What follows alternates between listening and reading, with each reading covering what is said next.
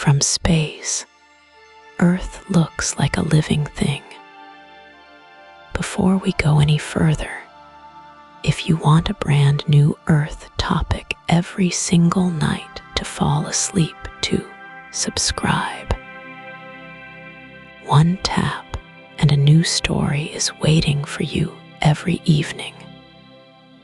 Swirls of white cloud drift over deep blue ocean. Green forests press against brown mountain ranges. And then, cutting across whole continents, you see them. Vast stretches of pale gold and deep amber. Oceans of sand and bare rock, baking quietly under the sun. These are the deserts of Earth, and they are far larger than most people ever imagine. Deserts cover about 1/3 of all the dry land on our planet. That is not a small corner of the world. That is an enormous portion of the ground beneath our feet. If you could gather every desert on Earth into one place, it would stretch wider than all of North and South America combined. The sheer size of it is hard to hold in your mind. Most people picture a desert as a sea of golden sand dunes rolling to the horizon, and some deserts do look exactly like that. The great sand seas of the Sahara, the empty quarter of Arabia, the Namib along the coast of southern Africa. These places are as beautiful and as strange as anything on this planet. But sand dunes cover only about 20% of all desert land on Earth. The rest is something else entirely. Flat gravel plains, cracked clay basins, bare sheets of pale rock worn smooth by wind and time, jagged mountain ridges rising out of nothing. A desert is not defined by its sand.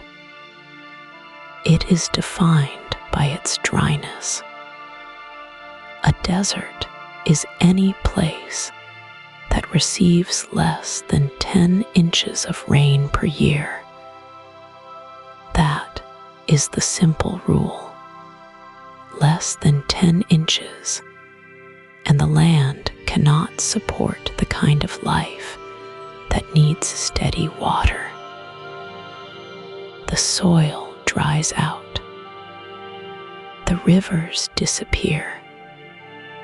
The plants that survive here have learned, over millions of years, to live on almost nothing, and the land itself takes on a raw, stripped-down beauty that you do not find anywhere else on Earth. Stand at the edge of the Sahara at dawn, and the light does something extraordinary. The sky turns from deep violet to pale orange to a soft, burning gold. The sand catches that light and holds it. Each grain reflects the sun in its own small way, and together they make the whole desert glow. The air is perfectly still. The silence is total. It is one of the quietest places on the surface of this planet, and in that quiet, you can feel just how old and how patient this land truly is. The Sahara is the largest hot desert on Earth. It stretches across 11 countries in northern Africa. Its total area is roughly 3.5 million square miles. To cross it from west to east, you would travel farther than the distance from New York City to London. It is so large that its shifting sands actually affect weather patterns on the other side of the Atlantic Ocean. Dust lifted off the Sahara by wind travels thousands of miles through the upper air and falls as a fine, reddish haze over the Amazon rainforest in South America. That dust carries minerals that feed the rainforest soil, two of the most different places on Earth, quietly nourishing each other across an entire ocean. That connection is not an accident. It is how this planet works. Every system touches another. The desert does not exist in isolation. It breathes with the rest of the world. Its dust feeds forests.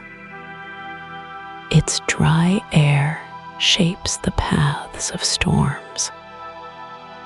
Its ancient rock holds the memory of seas that existed hundreds of millions of years ago. The desert is not empty. It is full of deep, slow processes that have been running since long before the first human being ever looked up at the stars.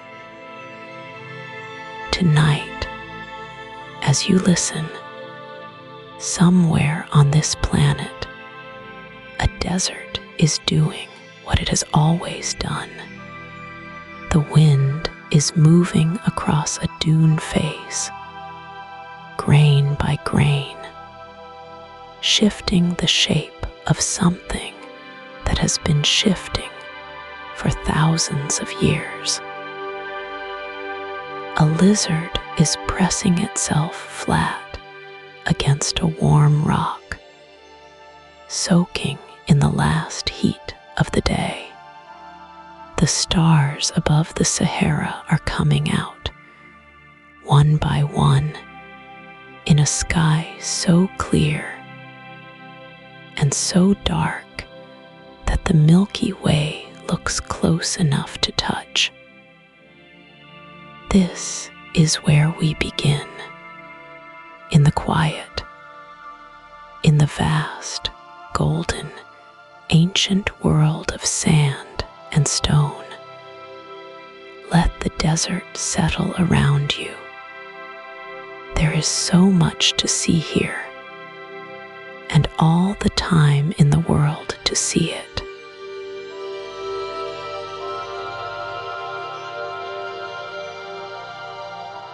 Deserts cover more of our planet than most people ever imagine. Right now, about 1/3 of all the land on Earth is desert. That is roughly 57 million square miles of dry, open ground. To picture that, think of the entire continent of Africa. Now picture it nearly twice over. That is how much of our planet's surface falls under the definition of desert. But what makes a place a desert? The answer is simpler than you might expect. A desert is any place that receives less than 10 inches of rain per year. That is the line scientists draw. 10 inches. A standard kitchen ruler. That is all the water a place needs to receive before it stops being a desert. Some deserts get far less than that.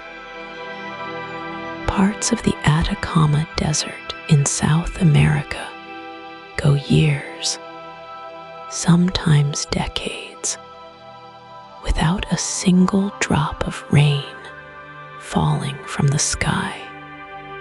Deserts do not form randomly. They appear in very specific places on Earth, and the reason comes down to the way our atmosphere moves. Warm, wet air rises near the equator. As it rises, it cools. It drops its moisture as rain over the tropics, those lush green bands of forest near the middle of the globe. Then, dry and light, that air spreads north and south. By the time it sinks back down toward the surface, it has lost almost all of its water. It arrives as dry, heavy, pressing air. And where dry air presses down, rain cannot form. Deserts grow beneath those sinking columns of air, roughly 30 degrees north and south of the equator. Look at a globe. The Sahara sits right there. So does the Arabian Desert. So does the Australian outback. They are not accidents. They are the result of the way our atmosphere has always worked. These bands of desert-forming air are called subtropical high-pressure zones. High pressure means the air is pushing down hard on the surface below. Clouds cannot build under that kind of weight. Rain cannot fall. The land beneath dries out over thousands of years, and a desert is born. Some deserts form for a different reason entirely.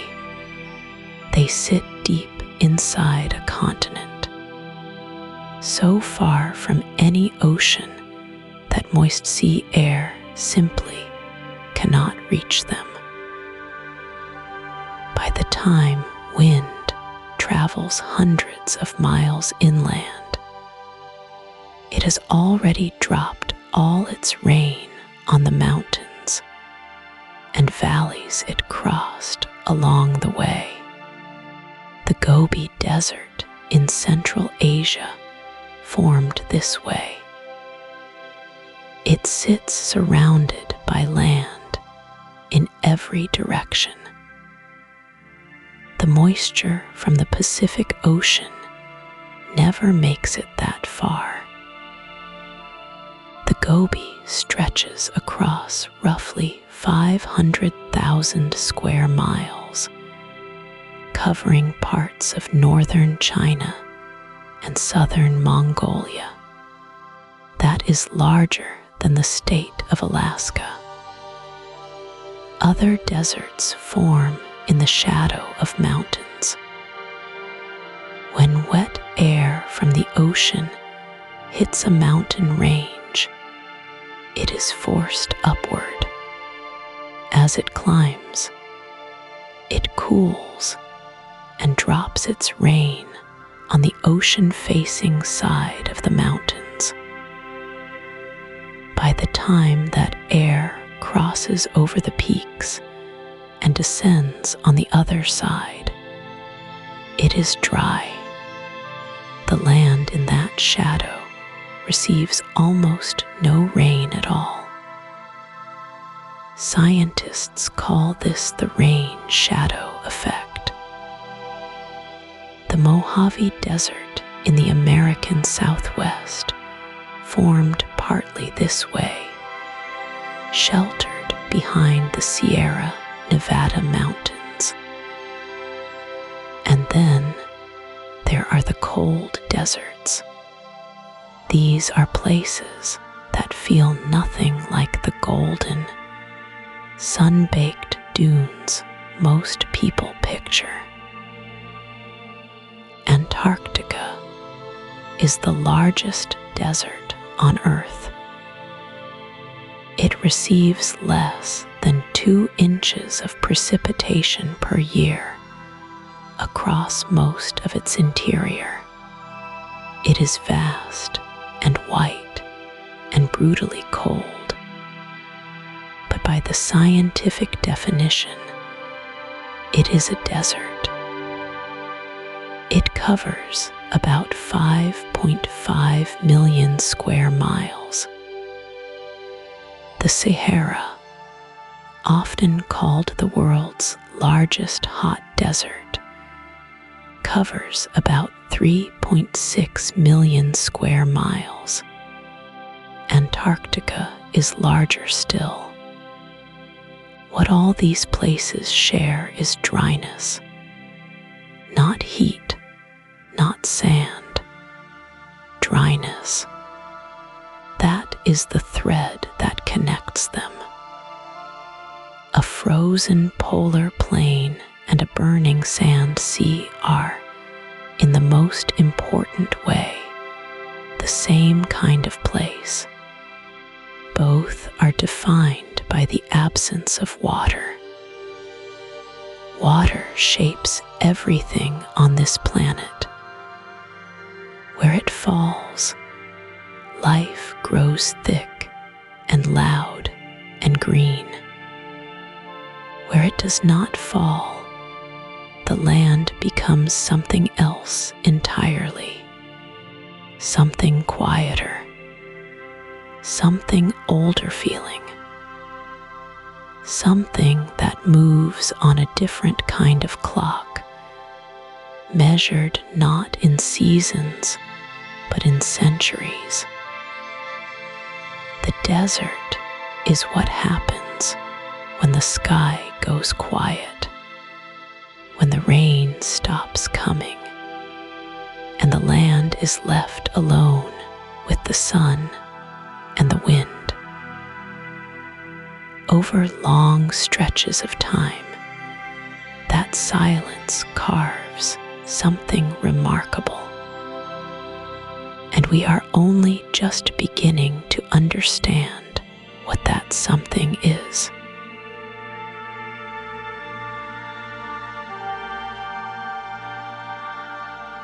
Deserts do not all begin the same way. Each one has its own origin story, shaped by a different set of forces working over millions of years. Some were made by heat. Some were made by cold. Some were made by mountains that grew so tall they blocked the rain from ever arriving. The result looks different in each case, but the ending is always the same. A dry land, stripped bare, waiting. The most familiar kind of desert forms near the tropics, in 2 broad bands that wrap around the earth, roughly 30 degrees north and south of the equator. This is where the Sahara sits. This is where the Arabian Desert spreads across the Middle East. This is where the Sonoran Desert bakes in the American Southwest. These places are dry because of the way our atmosphere moves. Warm, wet air rises near the equator, drops its rain over the rainforests below, and then flows outward toward the poles. By the time that air descends again at 30 degrees latitude, it has lost nearly all its moisture. It falls back to Earth as a dry, heavy, sinking mass of air. That sinking air suppresses clouds. It prevents rain from forming. It creates what scientists call subtropical high-pressure zones. And those zones are, in essence, the factories that produce the world's great hot deserts. But not all deserts sit near the tropics. Some form deep inside large continents, simply because they are too far from the ocean. Moisture in the air mostly comes from the sea. Winds carry that moisture inland, but the farther they travel, the more they lose. By the time those winds reach the heart of a vast landmass, they have almost nothing left to give. Central Asia holds one of the clearest examples of this. The Gobi Desert stretches across parts of northern China and southern Mongolia, sitting thousands of miles from any coastline. The winds that reach it are dry and spent. The sky above it stays clear. The rain almost never comes. This type of desert is called a continental interior desert, and its dryness is simply a matter of distance. Then there are the deserts made by mountains. When a range of peaks rises high enough, it forces incoming winds to climb. As those winds rise, they cool, and the moisture they carry falls as rain or snow on the windward side, the side facing the wind. By the time the air crosses over the summit and descends on the other side, it is dry. That sheltered side is called a rain shadow, and the land beneath it can be startlingly dry, even when wet forests grow just a few miles away on the opposite slope. The Atacama Desert in South America sits in the rain shadow of the Andes Mountains, one of the longest and highest mountain ranges on Earth. The Andes are so tall and so effective at wringing moisture from the air that parts of the Atacama receive less than 1 millimeter of rain per year. some weather stations, there have never recorded any rainfall at all. Cold deserts form differently still. Along some coastlines, cold ocean currents run close to shore and chill the air above them. Cool air holds less moisture than warm air, and it rarely rises high enough to form rain clouds. The Namib Desert in southern Africa hugs the Atlantic coast, kept dry in part by the cold Benguela current flowing northward just offshore. Fog sometimes drifts in from the sea, thick and silver in the early morning, but actual rain is rare. The land stays dry even as the ocean glitters just beyond the dunes. Antarctica, as we touched on before, is a polar desert, frozen and ancient, kept dry by the same sinking, moisture-starved air that forms over cold high-pressure systems at the poles. The ice there is not fresh snow falling constantly. Much of it is old beyond imagining, compressed over hundreds of thousands of years from what little precipitation does fall. What is remarkable is that all of these deserts, born from such different forces, share the same essential character. They are all places where the air gives up almost nothing, where the land must survive on its own, a desert made by mountains and a desert made by ocean currents, and a desert made by the simple geometry of the Earth's atmosphere all arrive at the same quiet conclusion.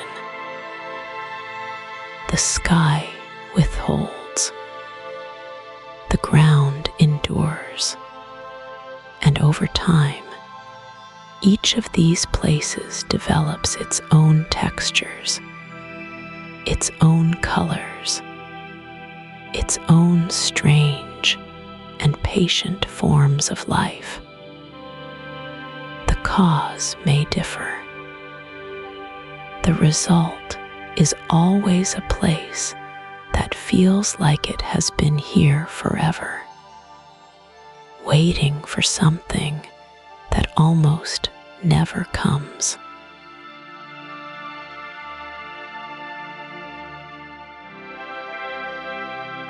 And in all of these places, the most basic ingredient is the same: sand.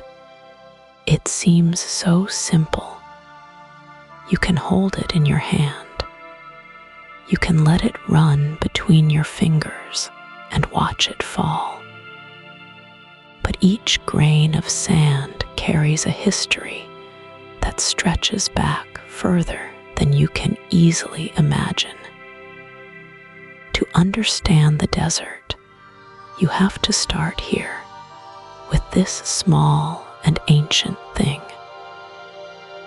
Most desert sand is made of quartz. Quartz is a mineral built from two of the most common elements on Earth: silicon and oxygen. These two elements bond together into a crystal that is hard, resistant, and almost impossibly patient. quartz does not dissolve easily in water. It does not break down quickly in heat or cold. It survives. While softer minerals crumble and wash away over millions of years, quartz remains. What you see glittering in a desert dune is, in many ways, the last thing standing after everything else has gone. That quartz began its life deep inside rock. Granite and sandstone and other ancient formations hold quartz crystals locked within them. Over vast stretches of time, wind and water, and the slow grinding of glaciers broke those rocks apart. The softer material dissolved or blew away. The quartz stayed. It tumbled down rivers, scraped along riverbeds, and slowly, grain by grain, found its way to the places we now call deserts. Some of the sand in the Sahara traveled hundreds of miles before it came to rest. Some of it is still moving. The silicon at the heart of every quartz grain has its own deep origin. Silicon is not a product of Earth alone. It was forged inside stars. When a massive star burns through its fuel and collapses, it releases enormous energy in a final explosion called a supernova. In the intense heat of that collapse, lighter elements fuse together into heavier ones. Silicon is born in that fire. It drifts through space as dust and gas. And over millions of years, gravity pulls that material together into new solar systems, new planets. The silicon in the sand beneath your feet was made in a star that died long before our sun was born. It traveled across space, settled into the young Earth, locked itself into rock, and waited. It has been waiting for a very long time. Not all desert sand is quartz, though. Some deserts hold other minerals entirely. The White Sands Desert in New Mexico is made almost entirely of gypsum, a soft white mineral that forms when shallow lakes dry up and leave their dissolved minerals behind. Gypsum grains are so pale and fine that the dunes there look like fresh snow. They are cool to the touch, even in the middle of summer, because gypsum does not hold heat the way quartz does. Walking across white sands feels like walking across a different planet. Other beaches and dunes hold grains of feldspar, olivine, or even tiny fragments of shell and coral. In Hawaii, some beaches are made of black volcanic glass, formed when lava meets the sea and shatters into sharp, dark grains. On other Hawaiian shores, the sand is green, colored by a mineral called olivine that erodes out of the volcanic rock nearby. Each color tells you something about the rock that came before. Each grain is a small piece of geology made visible. The size of a sand grain matters too. Geologists, the scientists who study rock and earth, define sand as any particle between about 0.06 millimeters and 2 millimeters across. Smaller than that, and it becomes silt or clay. Larger than that, and it becomes gravel. Sand sits right in the middle, small enough to be carried by wind, large enough to settle quickly when the wind drops. That size is not an accident. It is the result of millions of years of sorting. As wind and water select the grains that move most easily and carry them to the places where dunes can form. A single cubic meter of desert sand, roughly the size of a large cardboard box, contains somewhere around 8 billion individual grains. 8 billion. Each one worn smooth by its long journey. Each one a fragment of something older. Pressed together, they feel soft and loose, almost like a liquid. But each grain is a hard crystal that has outlasted mountains.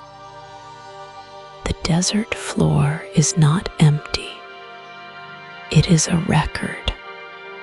Every grain of sand is a small, quiet piece of the planet's deep past, shaped by forces that began long before any living thing walked the earth,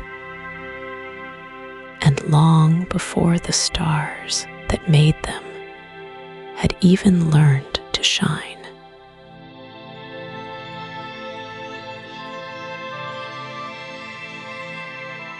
And yet, all those billions of grains, each one a hard little crystal worn smooth by time, would simply sit there forever if nothing came to move them.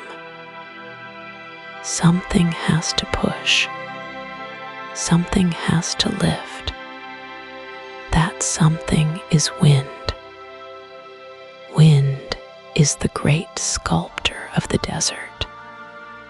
It does not need tools. It does not need time in the way we think of time.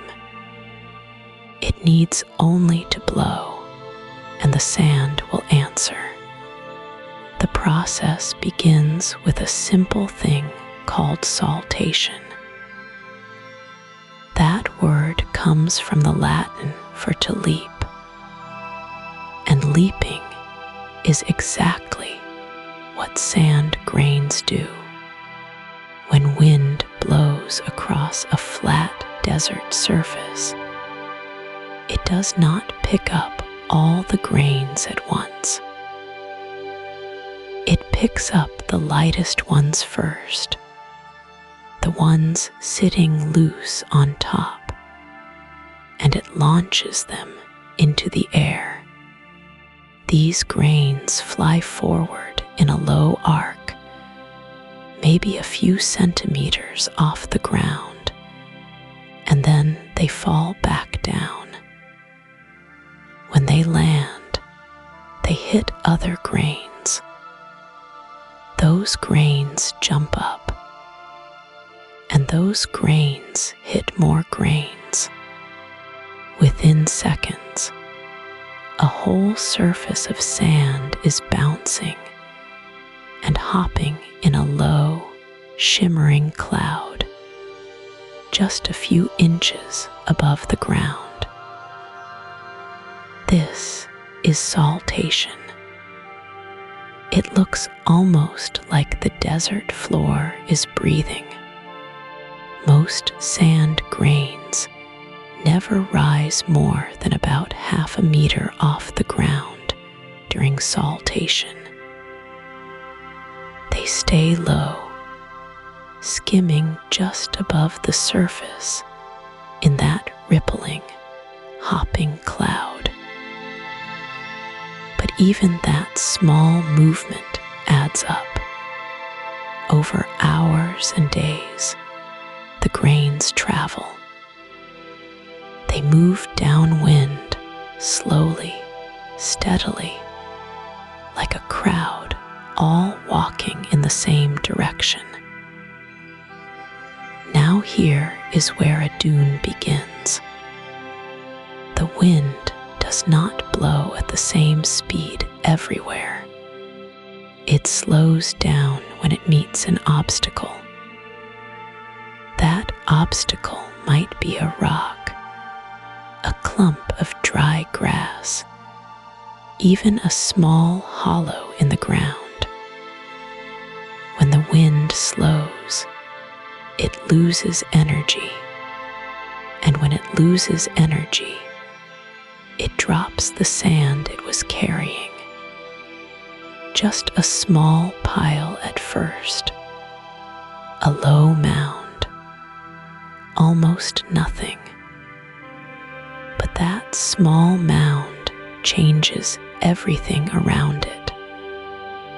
The mound itself becomes an obstacle. Wind hits it, slows, and drops more sand on top of it. The mound grows a little taller. A taller mound slows the wind even more. More sand drops. The mound grows taller still. This is a feedback loop, where each change makes the next change bigger, and the dune builds itself through its own presence. Scientists call this process aerodynamic roughness, meaning the dune's shape creates the very conditions that allow it to keep growing. The wind shapes the dune into something specific.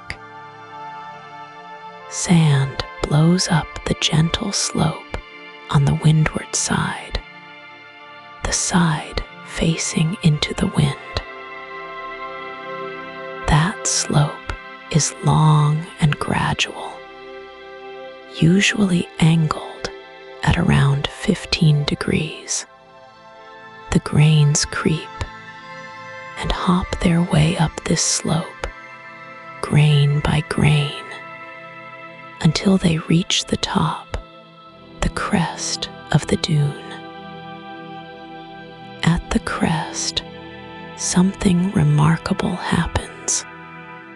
The grains tip over the edge and fall down the other side. That other side is called the slip face, and it is steep, usually around 30 to 34 degrees. This angle is not random. It is the steepest angle at which dry sand can hold itself up without collapsing. Scientists call it the angle of repose. If you pile sand any steeper than that, it slides. The slip face is always right at that edge, always just barely stable, always ready to move. And move it does. As new sand pours over the crest and slides down the slip face, the whole dune shifts forward. A dune is not a fixed thing. It is a wave, moving slowly across the desert floor, carrying its shape with it, the way a ripple carries its shape across water. Small dunes can move as much as 20 or 30 meters in a single year. Larger dunes move more slowly, sometimes just a meter or two per year, but they move all the same. The wind does not just push the dune forward. It also sorts the sand as it goes. Heavier grains settle on the lower slopes. Lighter grains ride higher.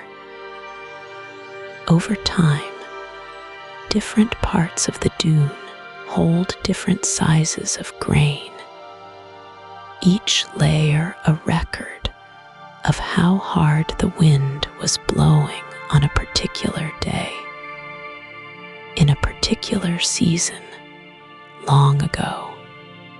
Every dune is a document written in sand.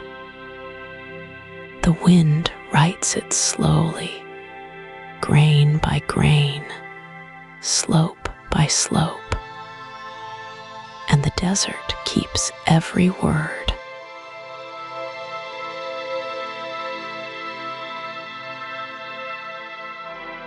Dunes come in shapes, not just one shape, but many, each one a signature left by the wind, the sand supply, and the land beneath.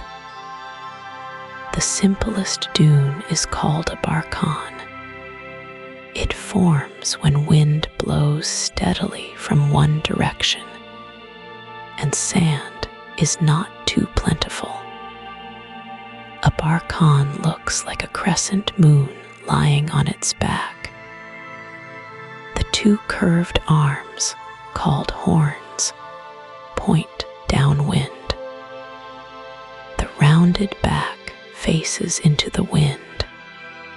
These dunes are elegant and compact. Most barkhans stand between 1 and 30 meters tall. They travel faster than almost any other dune type, sometimes moving 30 meters in a single year. You can find them marching across the coastal deserts of Peru and Namibia, one after another, like a slow procession crossing the sand. When sand is more plentiful and the wind still blows from one direction, the dune stretches out into a long ridge. This is called a transverse dune. It runs sideways to the wind, like a wave frozen in place. From above, a field of transverse dunes looks like the surface of a calm sea. Row after row of gentle ridges rolling toward the horizon. The Sahara holds vast fields of them. So does the Rub al-Khali, the great sand sea of Arabia, which covers an area larger than France. Then there are the star dunes. These are something else entirely. Star dunes form when wind blows from several different directions at different times of year. Each new wind pushes sand up from a new angle. The dune grows taller and taller rather than migrating across the ground. It sprouts arms, 3 or 4 or more, radiating outward like points on a compass. From above, it looks exactly like a star drawn in sand. Star dunes are the giants of the dune world, the tallest ones in the Sahara, rise more than 300 meters above the desert floor. That is taller than the Eiffel Tower. Some star dunes in the Badain-Jaran Desert of China reach nearly 500 meters. They are among the tallest sand structures on Earth, and they barely move. A star dune may shift just a meter or 2 over the course of a decade, held in place by winds that push it equally from all sides.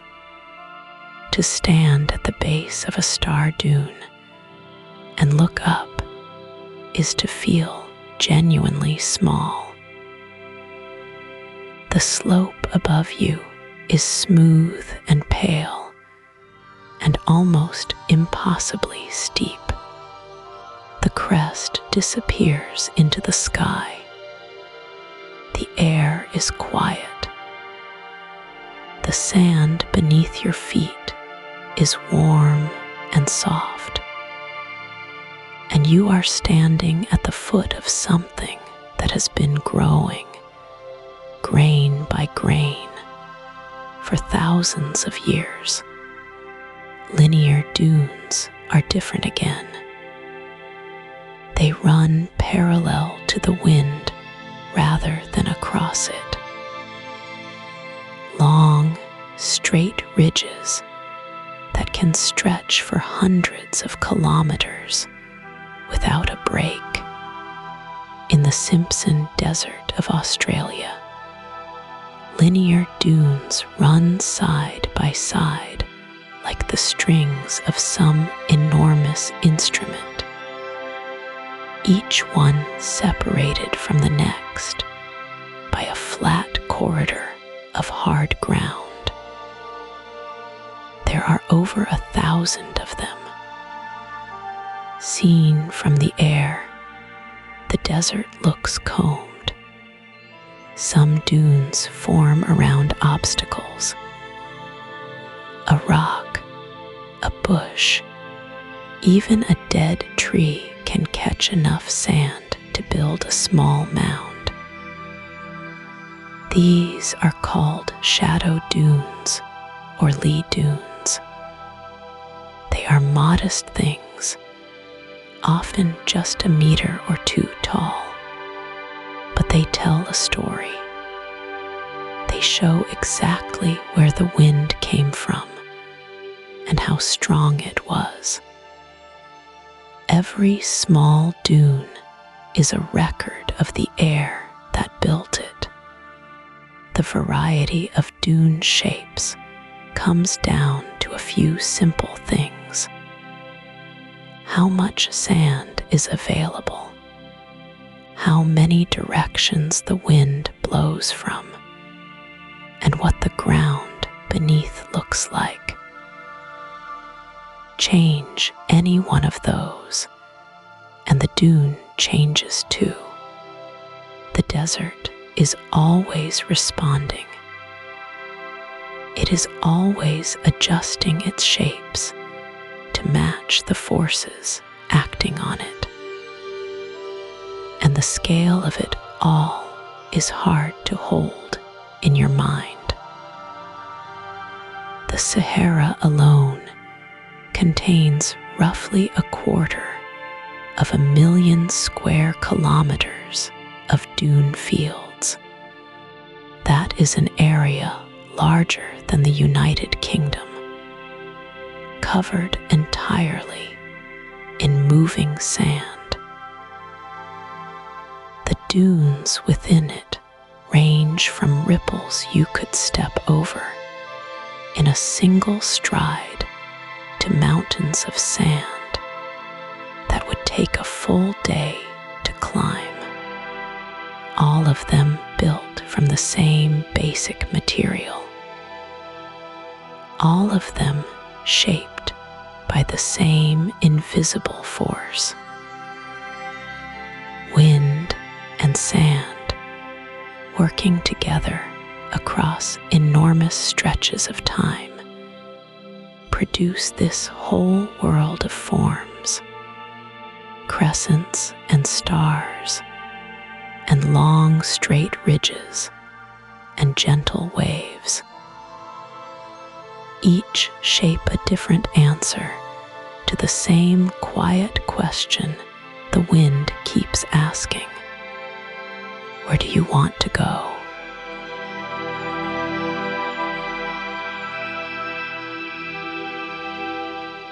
Now imagine you are standing on the surface of one of those great dunes. The sand beneath your feet is not still. It is not silent. It is alive in a way that is hard to believe until you hear it for yourself. Some sand dunes sing, not in a way that sounds like music exactly, but in a way that is unmistakable. A low, steady hum, a deep, resonant groan that rises up from the sand itself and rolls out across the open desert like the sound of a distant engine or a cello played very slowly. People who have heard it describe the sound as haunting. Some say it feels like the desert is breathing. Scientists call this booming sand, or sometimes singing sand. It happens when a large mass of dry sand grains slides down the face of a dune all at once. The grains rub against each other as they move. And when the conditions are right, that rubbing creates vibrations. Those vibrations travel through the whole dune, which acts like a giant speaker, amplifying the sound outward into the open air. The dune itself becomes the instrument. For a dune to sing, the sand must be very dry and very well sorted. That means the grains need to be close to the same size. If the grains are all different sizes, the vibrations cancel each other out, and there is no sound. But when the grains match, they vibrate together. They lock into the same frequency, the same rhythm, and the sound builds. Researchers have measured these sounds at frequencies between 50 and 300 hertz, which puts them in the same low range as a bass guitar string or the rumble of distant thunder. The sound can last for several minutes. It can be heard from miles away. And it happens on dunes all over the world. The Sahara has singing dunes. So does the Gobi Desert in Mongolia. The Rub al-Khali, the great sand sea of the Arabian Peninsula, has them too. Even the dunes along the coast of Chile have been known to hum. Each desert produces its own pitch, its own tone, shaped by the size of its grains and the height of its dunes. Every singing dune has its own voice. But the surface of a dune holds other wonders too, quieter ones, that you would only notice if you looked closely. Run your hand across the face of a dune in the early morning before the wind picks up, and you will feel something almost like texture. Tiny ridges, parallel lines running across the sand, spaced just a few centimeters apart. These are ripples, and they are not the same as dunes. They are smaller structures built by a different process. While dunes are shaped by sand grains leaping and bouncing through the air, ripples are shaped by grains rolling and sliding along the surface. The two processes happen at the same time, at different scales, layered on top of each other.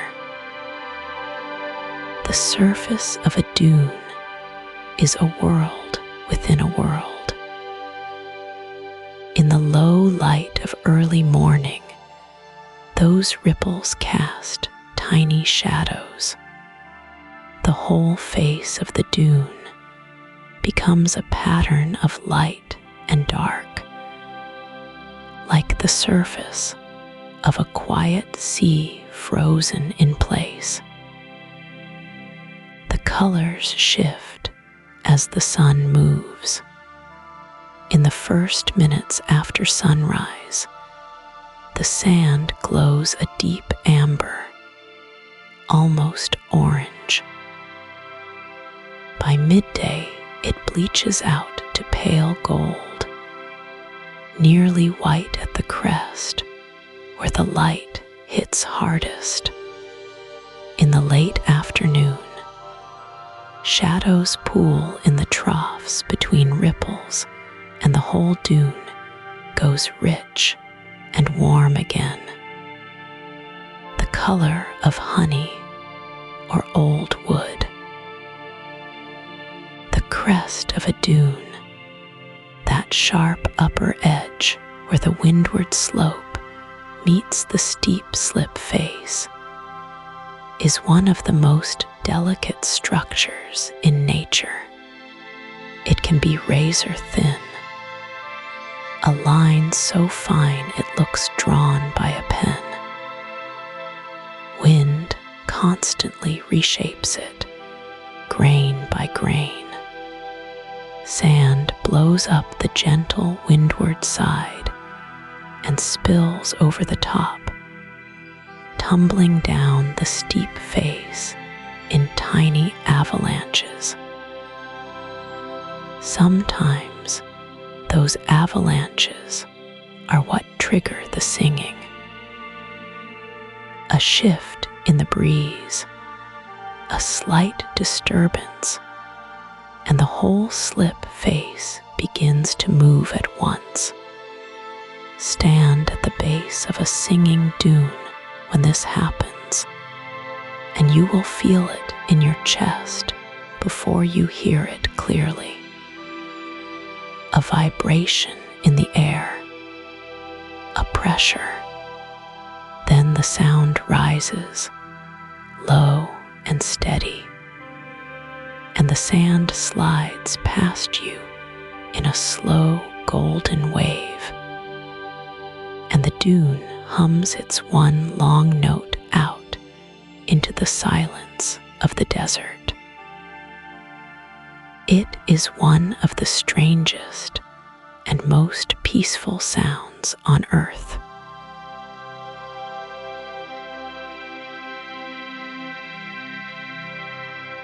The color of sand is not one thing. It shifts and changes depending on what the sand is made of, where it came from, and how old it is. Most people picture desert sand as golden yellow or pale tan, and much of it is.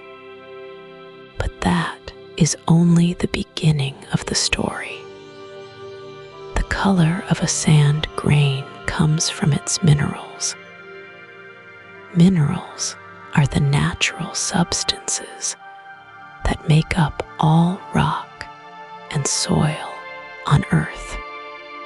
Quartz, one of the most common minerals in the world, produces the pale white and light tan grains you find in many deserts. Quartz is hard and tough. It survives the long, grinding journey from mountain to desert floor better than almost any other mineral. So deserts rich in quartz tend to look pale and bright, almost washed out under the midday sun. But iron changes everything. When iron minerals in sand are exposed to air and water over long periods of time, they rust.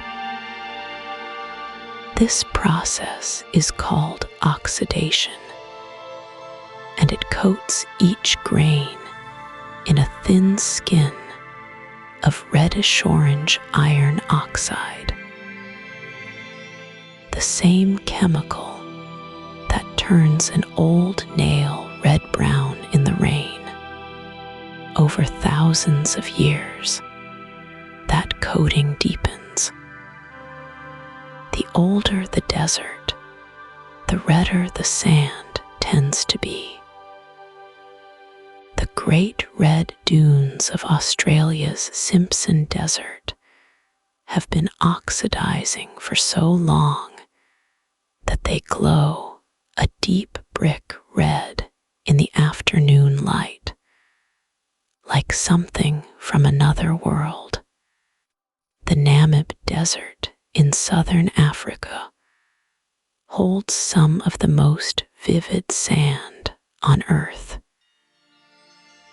Its dunes near a place called Sossusvlei are a deep orange red, almost the color of dried paprika.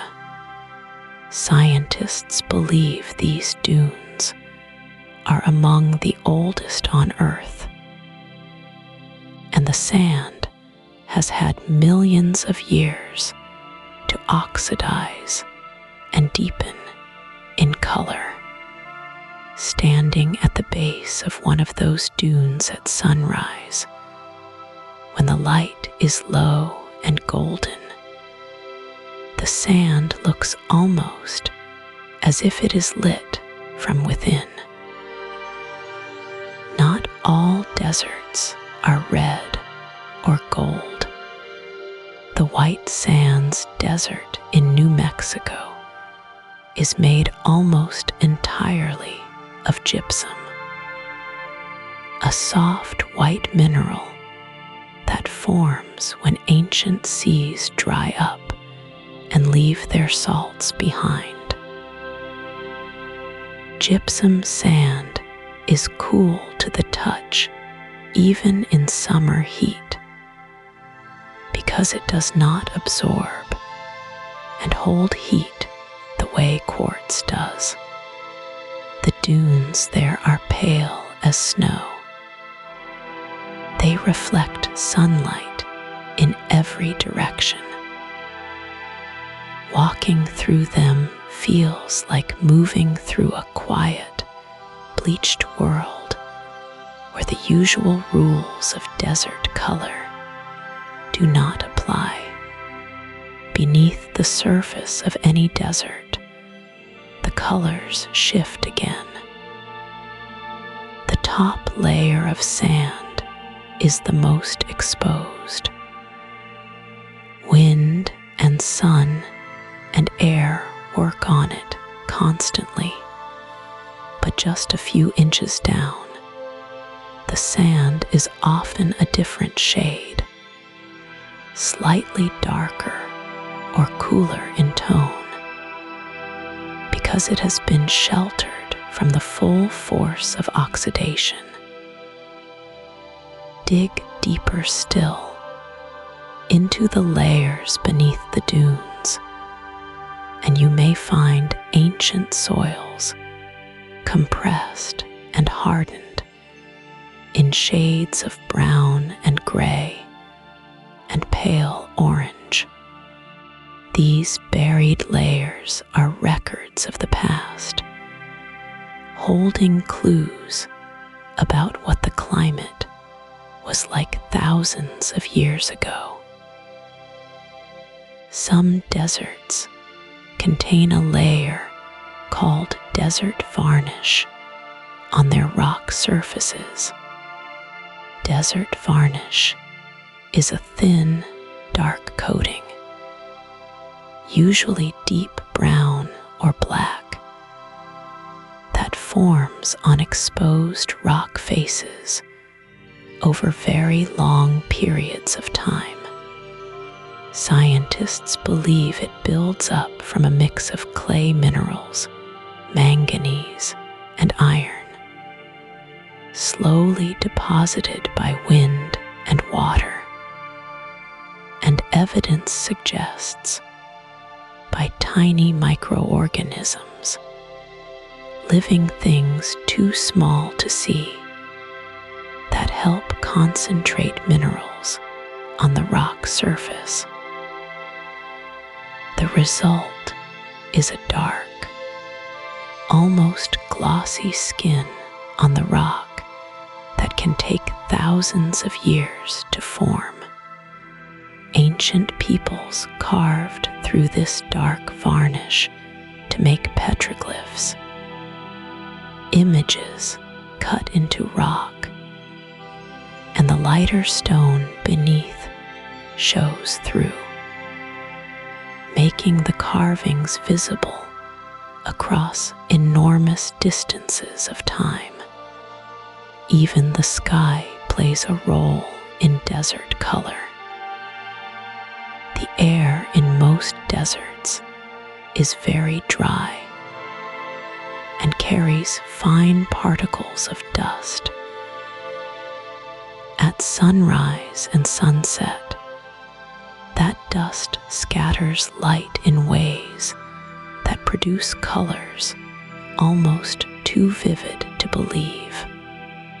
The horizon turns deep violet. The dunes go from orange to red to purple as the light fades. The shadows in the hollows between dunes shift from blue to indigo. For a few minutes each evening, the whole desert seems to breathe color. All of this, the oxidized iron, the gypsum white, the buried layers, the dark rock varnish, the dust-scattered light, is the desert telling its own story. Every shade of color is a record of time, of chemistry, of the slow, patient work of wind and sun and mineral and air. The desert looks still, but its colors are always changing, grain by grain, year by year, age by age.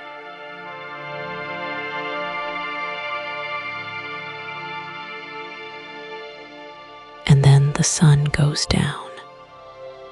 The desert does not cool slowly, the way a forest does, or the way a city holds its warmth long into the night. The desert drops. It drops fast, and it drops far. Without clouds overhead, and without much moisture in the air, there is nothing to hold the heat that built all day. The moment the sun dips below the horizon, the sand begins to release its warmth straight up into the open sky. Within a few hours, a place that reached over 100 degrees in the afternoon can fall below 50. Some desert nights push below freezing entirely. The same ground where lizards baked at midday grows cold enough to see your breath. This is the great daily cycle of the desert. Not seasons, not years, but every single day.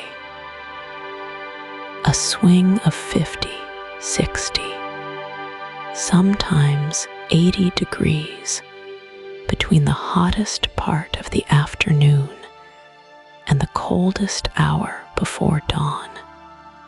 Scientists call this a high diurnal temperature range, which simply means the gap between the day's high and the night's low is enormous. Few places on Earth experience such a dramatic shift so reliably and so often. The reason comes down to water. Water holds heat.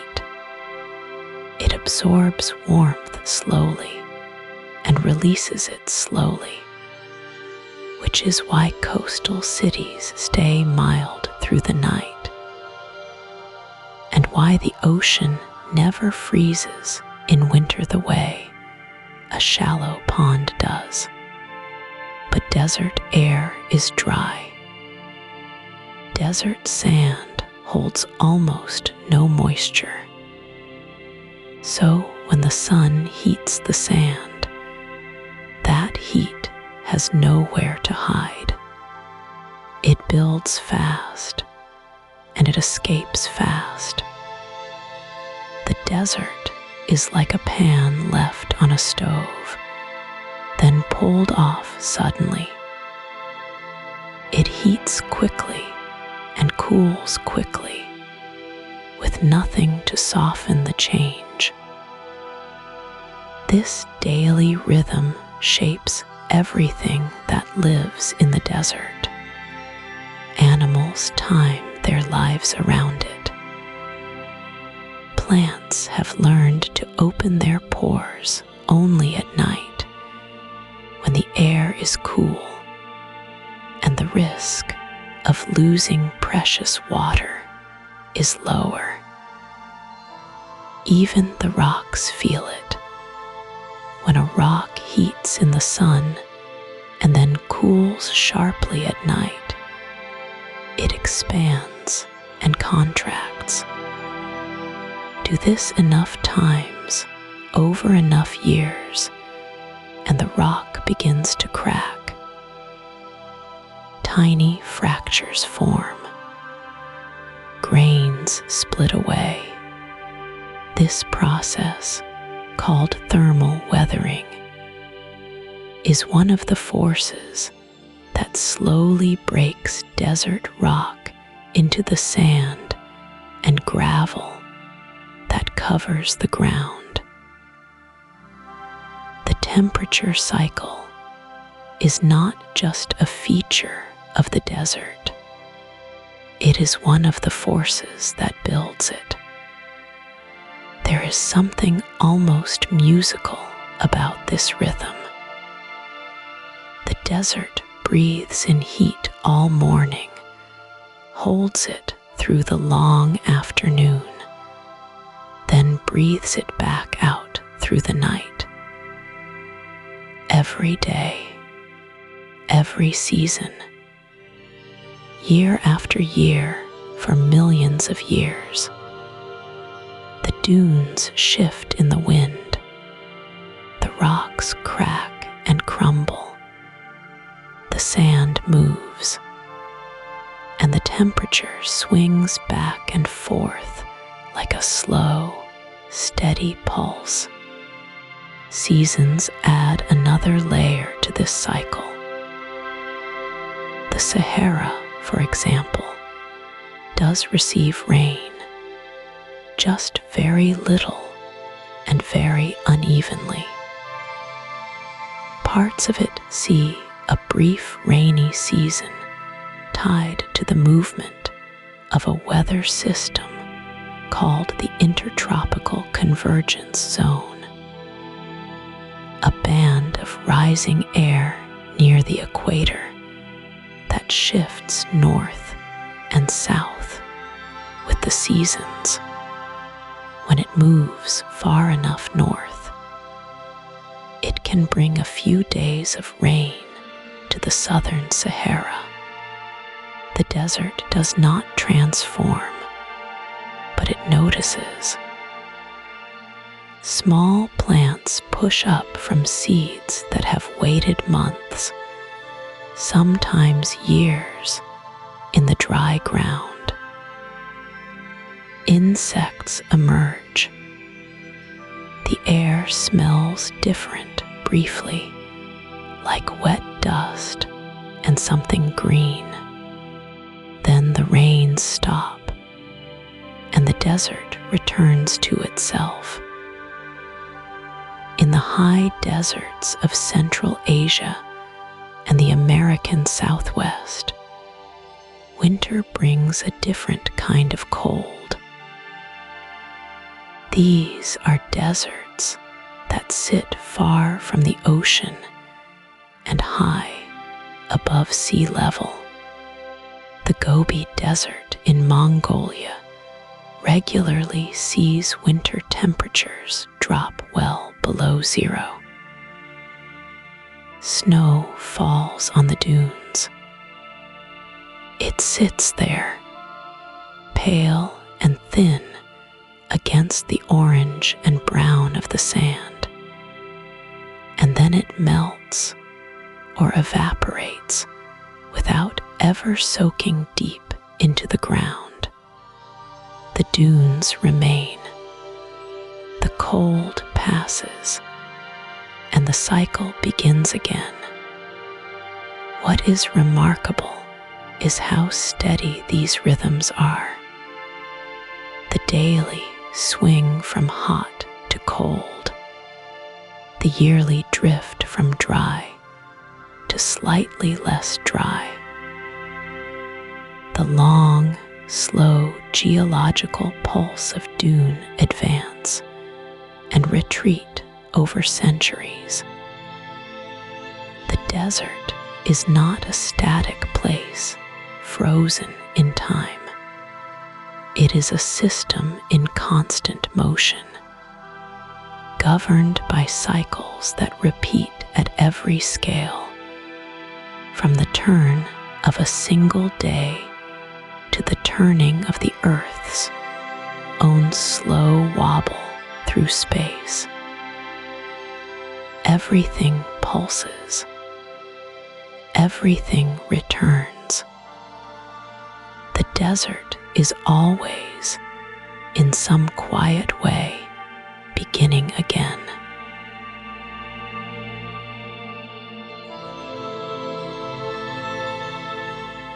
beneath all of that motion, beneath the cycling heat and the shifting sand, something still and hidden waits.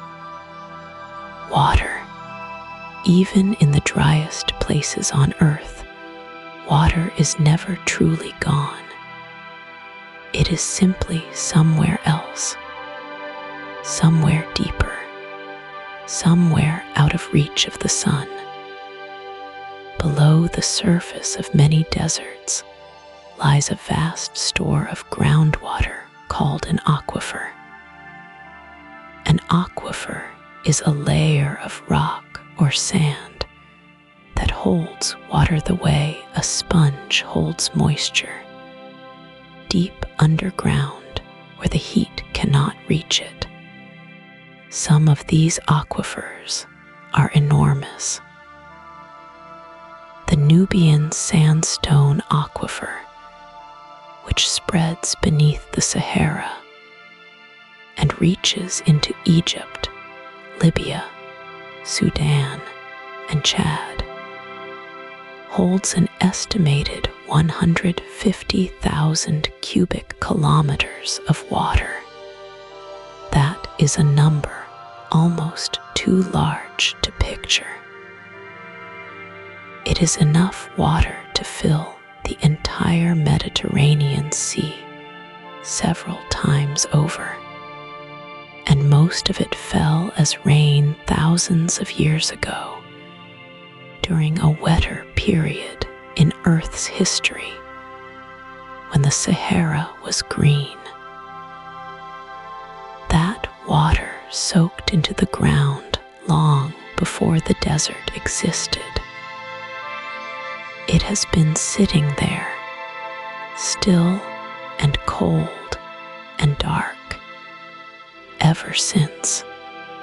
Scientists call this kind of water fossil water because it is ancient, locked in place, and not being refilled by modern rainfall. It is a relic of a different world. When people in the Sahara drill deep wells and pull that water up, they are drinking rain that fell perhaps 10,000 years ago. There is something quietly astonishing about that. Sometimes the water does not stay hidden. Sometimes it finds a crack, a fault, a place where the rock dips close to the surface, and it rises. It seeps upward and spills out into the open air. Where this happens, an oasis forms.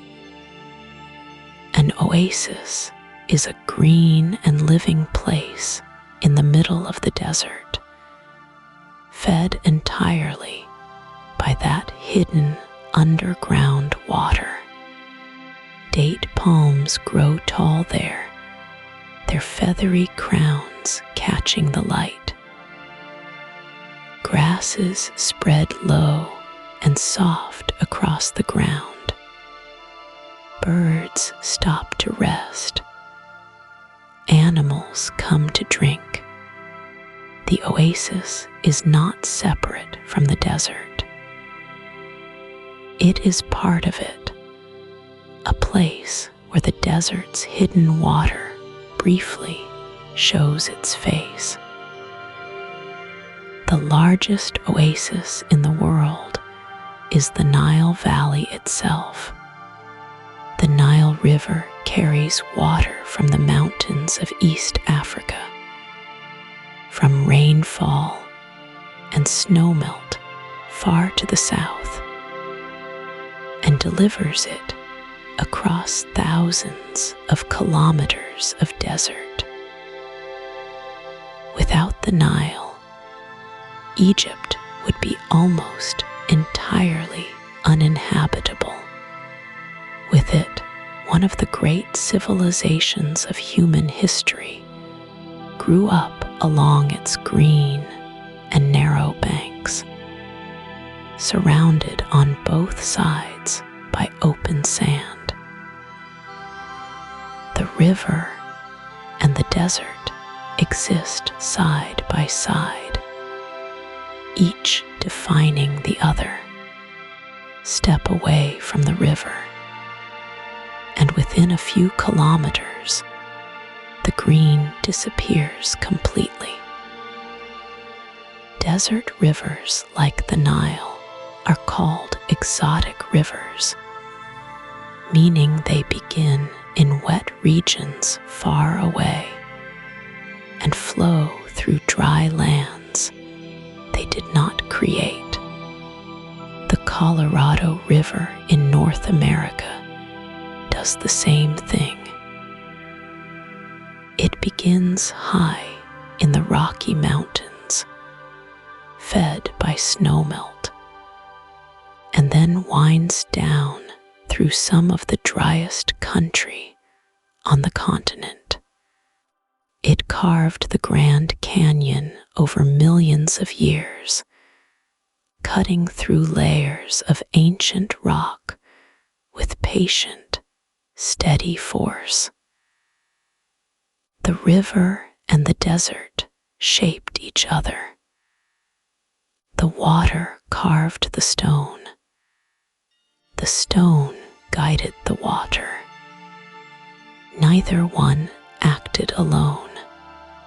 Even where no river flows and no oasis blooms, the desert holds water in other ways. Desert soils often contain a layer called caliche, a hard crust of calcium carbonate that forms just below the surface. This crust acts almost like a shelf. When rain does fall, the caliche layer stops the water from sinking too deep, holding it just within reach of plant roots. The desert does not waste what little it receives. Every drop is accounted for, held, and used. Fog is another source. Along the coasts of the Namib Desert in southern Africa and the Atacama Desert in South America, cold ocean currents chill the air just above the water. That chilled air creates thick coastal fog that rolls in from the sea each morning. Plants and animals in these deserts have evolved to drink from the fog itself, collecting droplets on their leaves, their shells, their skin. The ocean feeds the desert without ever sending rain. The two systems, sea and sand, reach toward each other across the shore. Water and desert are not opposites. They are partners, each shaping the other in ways that take centuries to see. The desert hides its water carefully, holds it close, and releases it only where the conditions are exactly right. Nothing is wasted. Nothing is lost. It is simply waiting, patient and still, somewhere beneath the sand.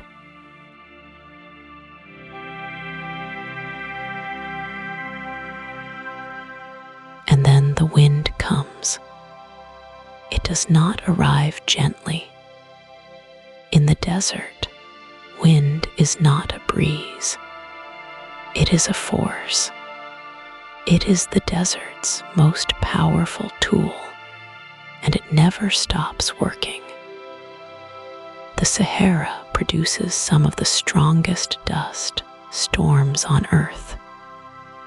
These storms are called haboobs, a word that comes from the Arabic word for blowing. A haboob can rise 3,000 feet into the air. That is taller than many mountains. The wall of dust moves like a living thing. A brown and orange curtain sweeping across the open land. It swallows towns whole. It turns midday into midnight in a matter of minutes. The dust from these storms does not stay in the desert.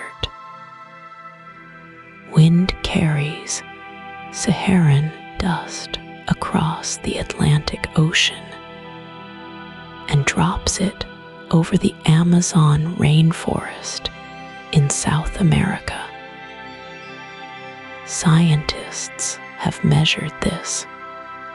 Every year, roughly 27 million tons of Saharan dust make that crossing. That dust is rich in phosphorus, a nutrient the Amazon soil desperately needs. The rainforest, one of the most alive places on Earth, is partly fed by the world's largest desert. The sand and the jungle are connected by wind and by air across 4,000 miles of open ocean.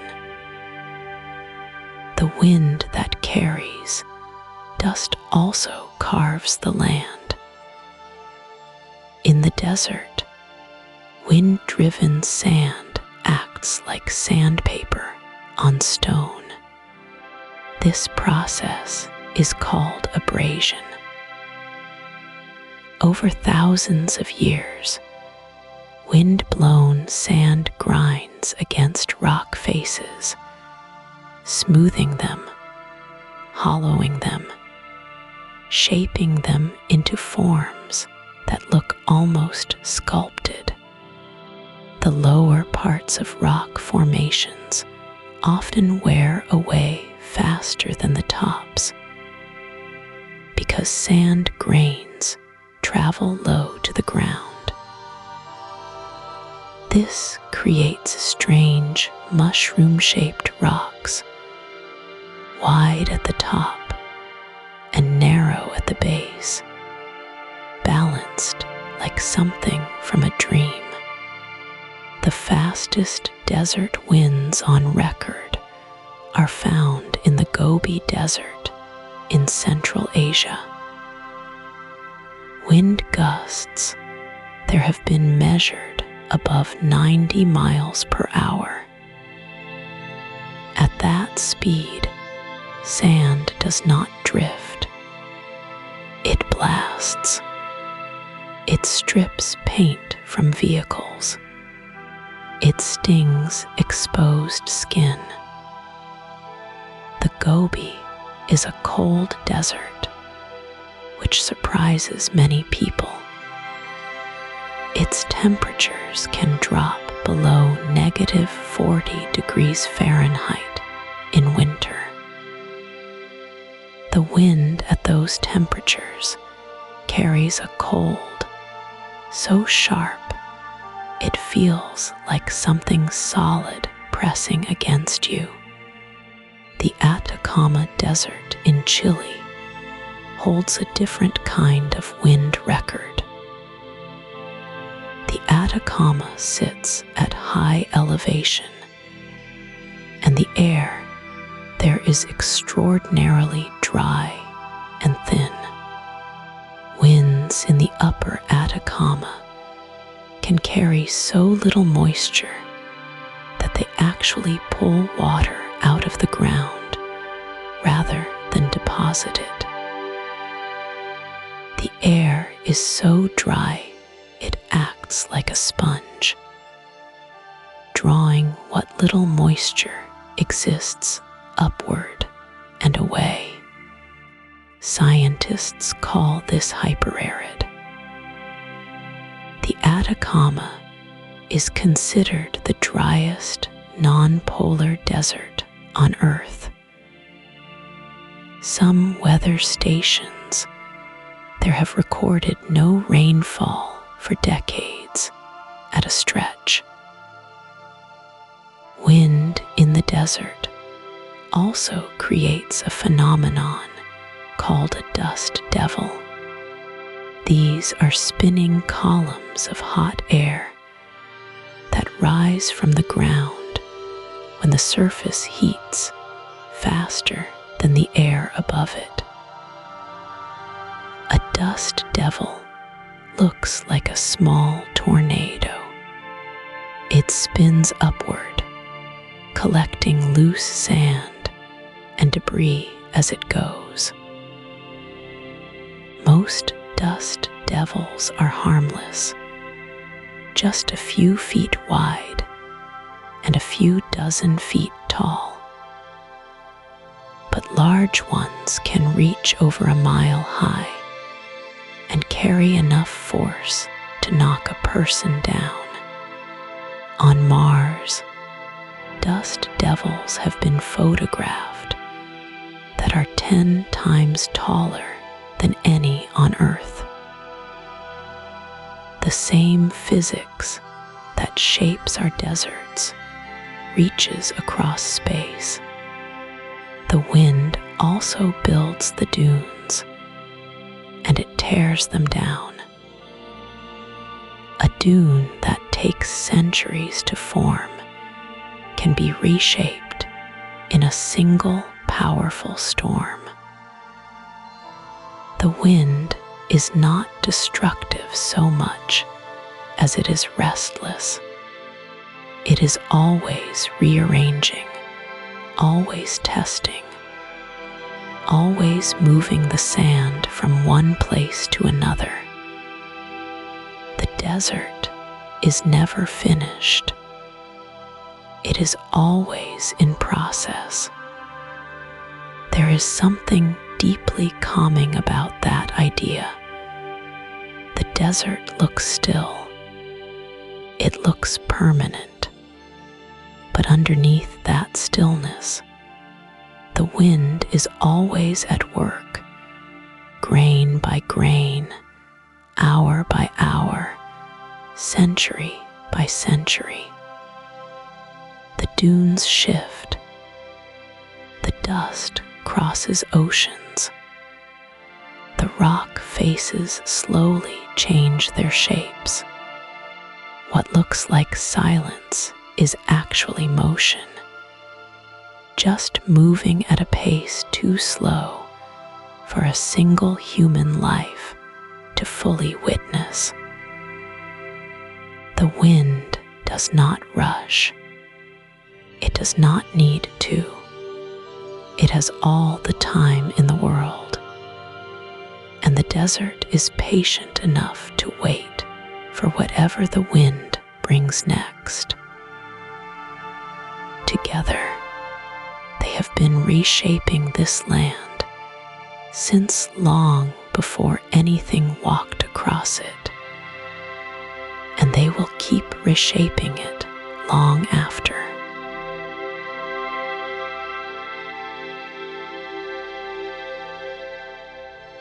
And while the wind works on the sand, something else is happening to the rock. Quietly, slowly, in ways that are easy to miss if you are moving too fast. Desert rock is one of the most beautiful things on Earth, not because it is dramatic or loud, but because it holds so much history in its surface. Every crack, every curve, every stain of color tells a story that took thousands of years to write. Look closely at a desert boulder, and you will often see a dark, shiny coating on its surface. Scientists call this desert varnish. It is a thin layer, sometimes no thicker than a coat of paint, made mostly of clay minerals mixed with iron and manganese. The manganese is what gives it that deep, almost black color. This coating builds up over thousands of years, grain by grain, as dust settles on the rock and microbes. Tiny living organisms too small to see help bind the minerals to the surface. Some desert varnish layers are so old that ancient people carved pictures into them, cutting through the dark coating to reveal the lighter rock beneath. Those carvings, called petroglyphs, are still visible today in deserts across the American Southwest and the Sahara. The dark surface made a perfect canvas. The rock held the art for thousands of years without complaint. Desert varnish forms only in very dry places. It needs long periods of little rain. In wetter climates, the coating simply washes away before it can build up. So when scientists find desert varnish on a rock, they know that rock has been sitting in dry air for a very long time. Some varnish layers are estimated to be over 10,000 years old. The rock beneath them is far older still. There is another quiet process happening on desert rock surfaces, and it works in the opposite direction. Instead of adding material, it removes it. Wind carries tiny grains of sand and dust at low heights, usually just a few feet above the ground. These grains act like a slow sandblaster. Over thousands of years, they carve the lower parts of rocks into smooth, curved shapes. The bottoms of some desert boulders become narrow and polished, while the tops stay rough and untouched. Scientists call these ventifacts rocks shaped by the wind.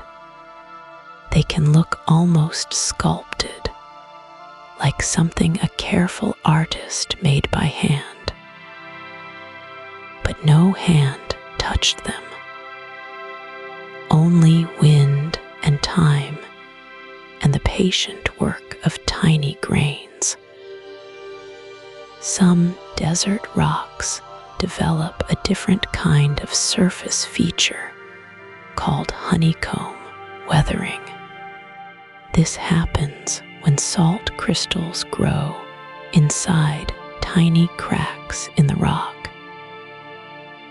Salt expands as it crystallizes, and that expansion slowly pushes the rock apart from the inside.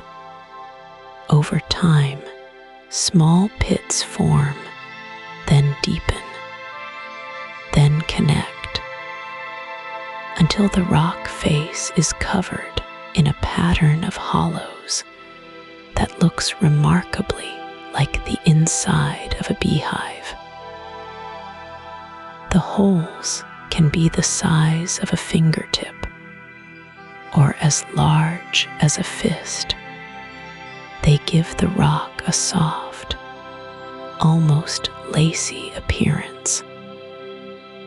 It is hard to believe that something as gentle-looking as a salt crystal could carve stone. But given enough time, it can. The colors of desert rock add another layer of quiet wonder.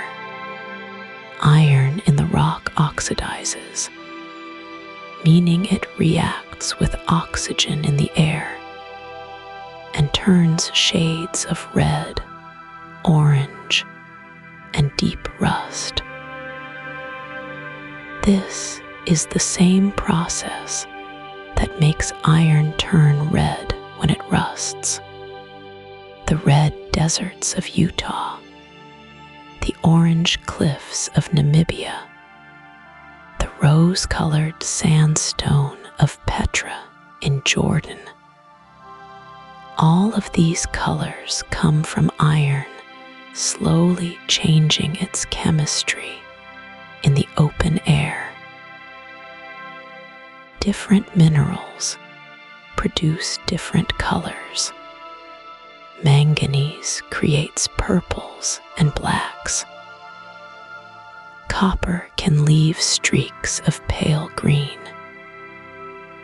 Calcium carbonate, a mineral found in limestone, often leaves white or cream-colored bands running through darker rock. A single cliff face can hold a dozen colors, each one the record of a different mineral, a different time, a different set of conditions that existed long ago. And then there is the texture you can feel. Run your hand along a piece of desert sandstone, and you can feel the individual grains. Each one is a tiny rounded particle of quartz, worn smooth by ancient water or ancient wind. The rock feels almost soft, almost warm, even in the shade. It holds the heat of the day long after the sun has moved on. Press your palm flat against it, and you feel the stored warmth radiating back. The rock remembers the sun. It keeps that warmth like something precious, releasing it slowly into the cool desert night. The desert floor, the desert walls, the boulders scattered across the open plain. They are all covered in these quiet details. The art is there. It just asks you to slow down enough to see it.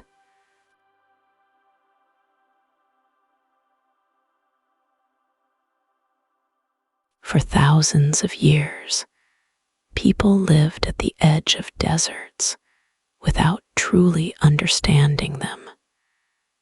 They knew the heat. They knew the thirst. They knew that the open sand could swallow a caravan whole. But the deeper story of how deserts worked, what shaped them, what lived inside them, that knowledge came slowly. It came through hard travel, careful watching, and sometimes through terrible mistakes. The ancient Egyptians were among the first people to study the desert with serious eyes. They lived beside the Sahara for thousands of years. They mapped its oases, the small green pools of water fed by underground springs. They learned which stars to follow at night when the dunes all looked the same. Their knowledge was practical. It was survival knowledge, but it was also the beginning of something larger. They were the first to notice that the desert had patterns, that the wind came from certain directions in certain seasons, that the sand moved in ways that could be predicted, at least a little. Much later, in the 1800s, European explorers began pushing into the great deserts of Africa, Asia, and the Americas. They brought with them notebooks and compasses, and a burning need to measure everything they saw. One of the most important of these explorers was a Scottish geologist named Archibald Jakey. He spent years studying how landscapes changed over long stretches of time. He helped develop the idea that the land we see today is the result of slow, steady forces working across millions of years. Wind, water, heat, cold. He called this idea uniformitarianism, which means that the same forces shaping the earth today shaped it in the past. That idea changed everything. It meant that a desert was not just a desert. It was a record, a long, slow record of forces that had been at work long before any human ever set foot there. The study of desert life came even more slowly. For a long time, scientists assumed that deserts were mostly empty. The heat seemed too fierce. The water seemed too scarce. Life, they believed, needed gentler conditions. Then, one by one, the discoveries came. In the late 1800s, a German botanist named Friedrich Wellwich was working in the Namib Desert along the coast of southern Africa. He found a plant unlike anything he had ever seen. It grew almost flat against the ground. It had only 2 leaves, but those leaves were enormous, thick and leathery, twisted and cracked by decades of desert wind. The plant was ancient. Some of the specimens he found were hundreds of years old. He named it Welwitschia after himself and sent samples back to Europe. Scientists there were stunned. A plant could survive in one of the driest places on Earth, not by storing water inside itself, but by collecting moisture from the coastal fog that rolled in off the Atlantic Ocean each morning. The desert had found a way to drink from the air. That discovery opened a door. Scientists began looking more carefully. They found lichens, those flat gray-green crusts that cling to desert rocks, pulling moisture from the air and breaking down stone so slowly that a single lichen might grow only a millimeter in a year. They found beetles in the Namib that stand on ridge tops at dawn, tilting their bodies into the fog so that tiny droplets collect on their backs and roll down toward their mouths. They found seeds that could lie dormant, completely still and dry for decades, waiting for a single rain. When the rain finally came, those seeds would sprout within hours. The desert floor would turn green almost overnight. Each of these discoveries came from someone who was willing to slow down, to sit still, to watch. The great lesson of desert science is that the emptiness is not empty. It only looks that way from a distance. Move closer. Stay longer. Let your eyes adjust to the scale of it. The life is there. It is just quieter than life in other places.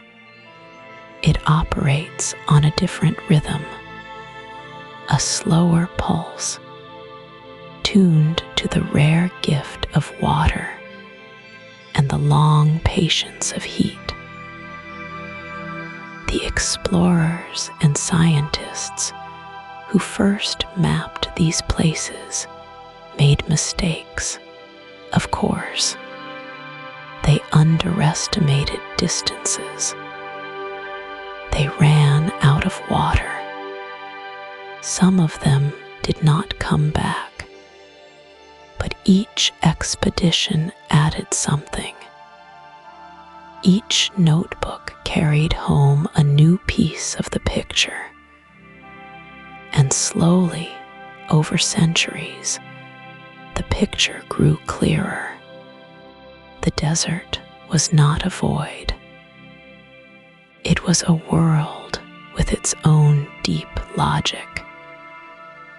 And once you understood that logic, even a little, the desert became something else entirely. It became a place worth knowing.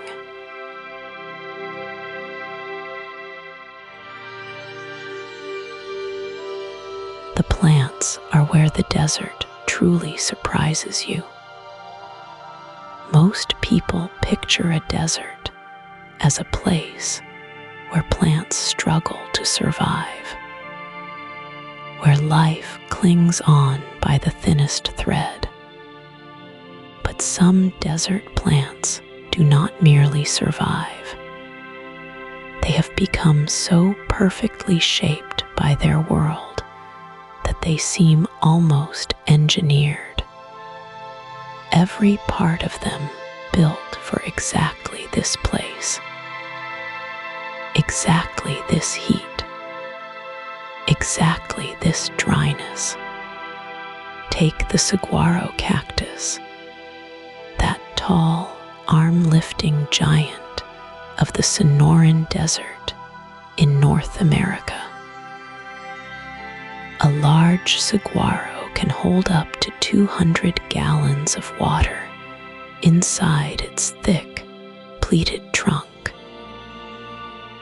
After a good rain, the trunk actually expands. you can see it swell. The pleats stretch outward like an accordion opening up. Then, over the dry months that follow, the trunk slowly shrinks back as the plant uses that stored water.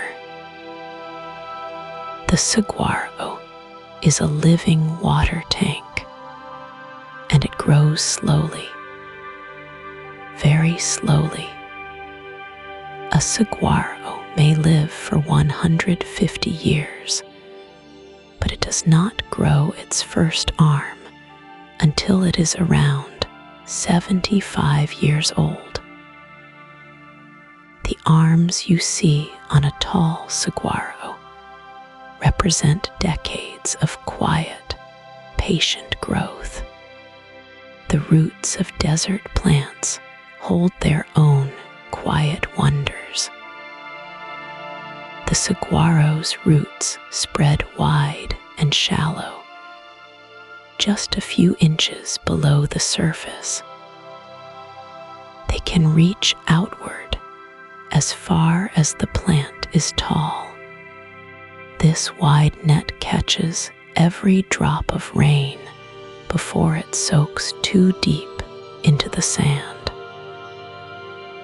Other desert plants, like the mesquite tree, take the opposite approach. Mesquite roots have been found reaching down more than 160 feet into the earth, drilling toward underground water that no other plant can reach. Two plants, two strategies. Both of them work. Some desert plants do something even stranger. The creosote bush, a low, resinous shrub common across the Mojave and Chihuahuan deserts, releases a chemical into the soil around its roots. That chemical stops other plants from growing nearby. The creosote claims its territory and guards it. This keeps competing plants from stealing its water. Scientists call this allelopathy, which simply means using chemicals to suppress neighbors. The creosote does not fight. It does not move. It just quietly poisons the ground around itself and waits. And the creosote is old, remarkably old. One ring of creosote bushes in the Mojave Desert, known as the king clone, is believed to be around 11,700 years old. It started as a single plant. Over thousands of years, the original center died away, and the outer branches kept spreading, forming a ring. The plant you see today is the same genetic individual that was alive at the end of the last ice age. It has watched the desert form around it. Then there is the resurrection plant. Several species carry this name, but one of the most studied is Selaginella lepidophylla, a small, fern-like plant found in the Chihuahuan Desert. During dry periods, it curls into a tight brown ball. It looks completely dead. It loses nearly all the water in its body, sometimes up to 95%.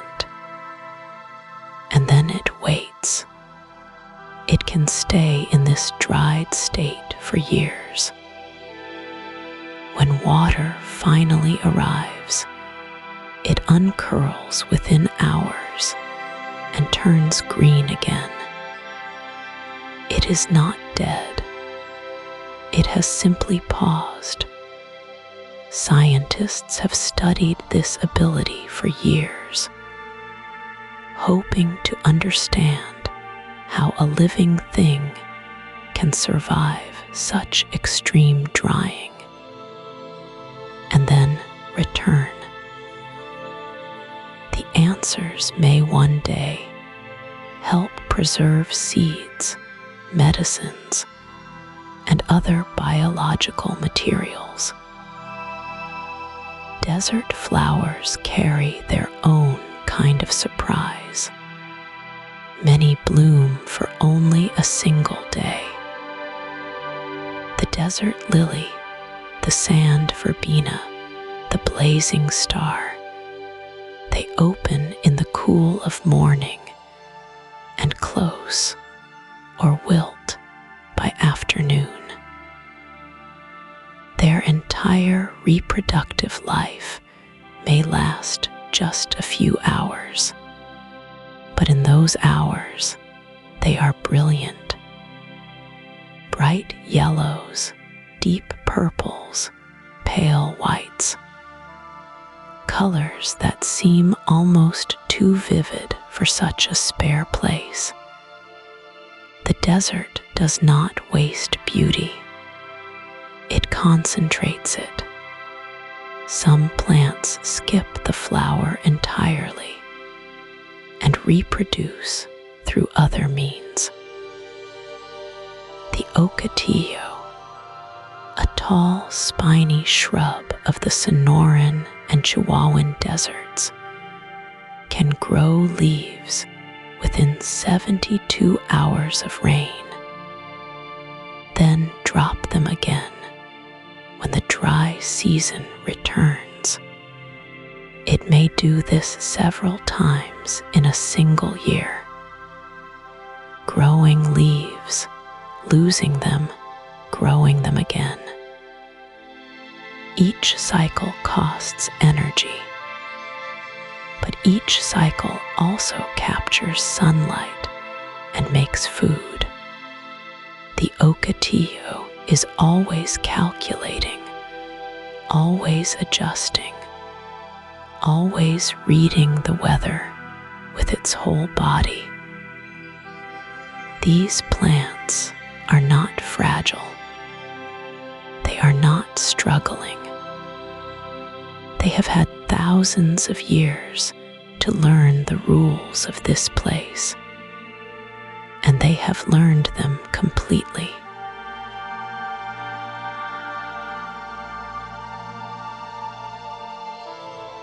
When the sun finally drops below the horizon, the desert does not go quiet.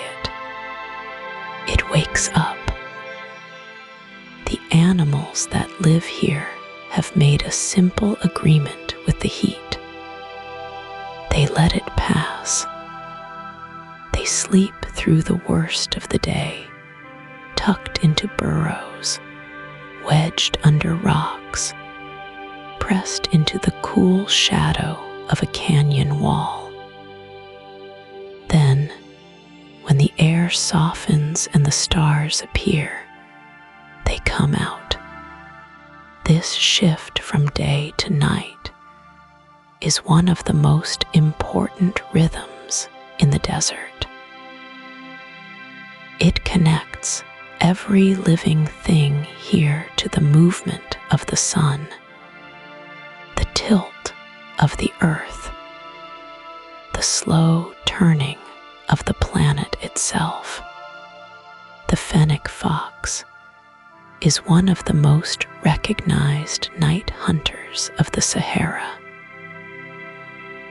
It is small, pale, and built for this world in ways that are almost hard to believe.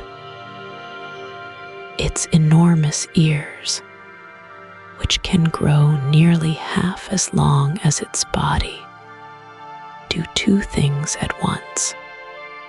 They pick up the faint sounds of insects and small animals moving beneath the sand, and they release body heat, acting like tiny radiators that cool the fox's blood as it moves through the night. The fennec rarely needs to drink water at all. It pulls nearly all the moisture it needs from the food it eats. The desert gives little, and the fennec wastes nothing. Scorpions have lived in deserts for hundreds of millions of years. They were here long before the great sand seas formed. Under ultraviolet light, a scorpion's outer shell glows a soft blue-green. Scientists are still studying exactly why this happens.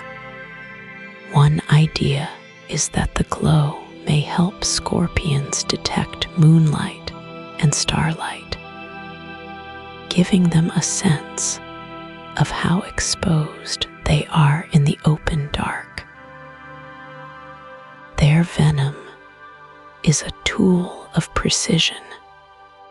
Most scorpion stings are painful, but not deadly to humans.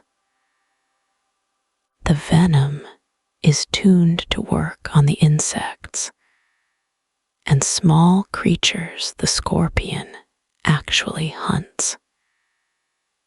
It is a chemical key shaped for a specific lock. The sidewinder rattlesnake moves across loose sand in a way that looks almost like a sideways roll. It throws loops of its body forward at an angle, touching the ground in just 2 points at a time. This keeps most of its body off the hot surface and gives it traction on sand that would cause a straight-moving snake to slip.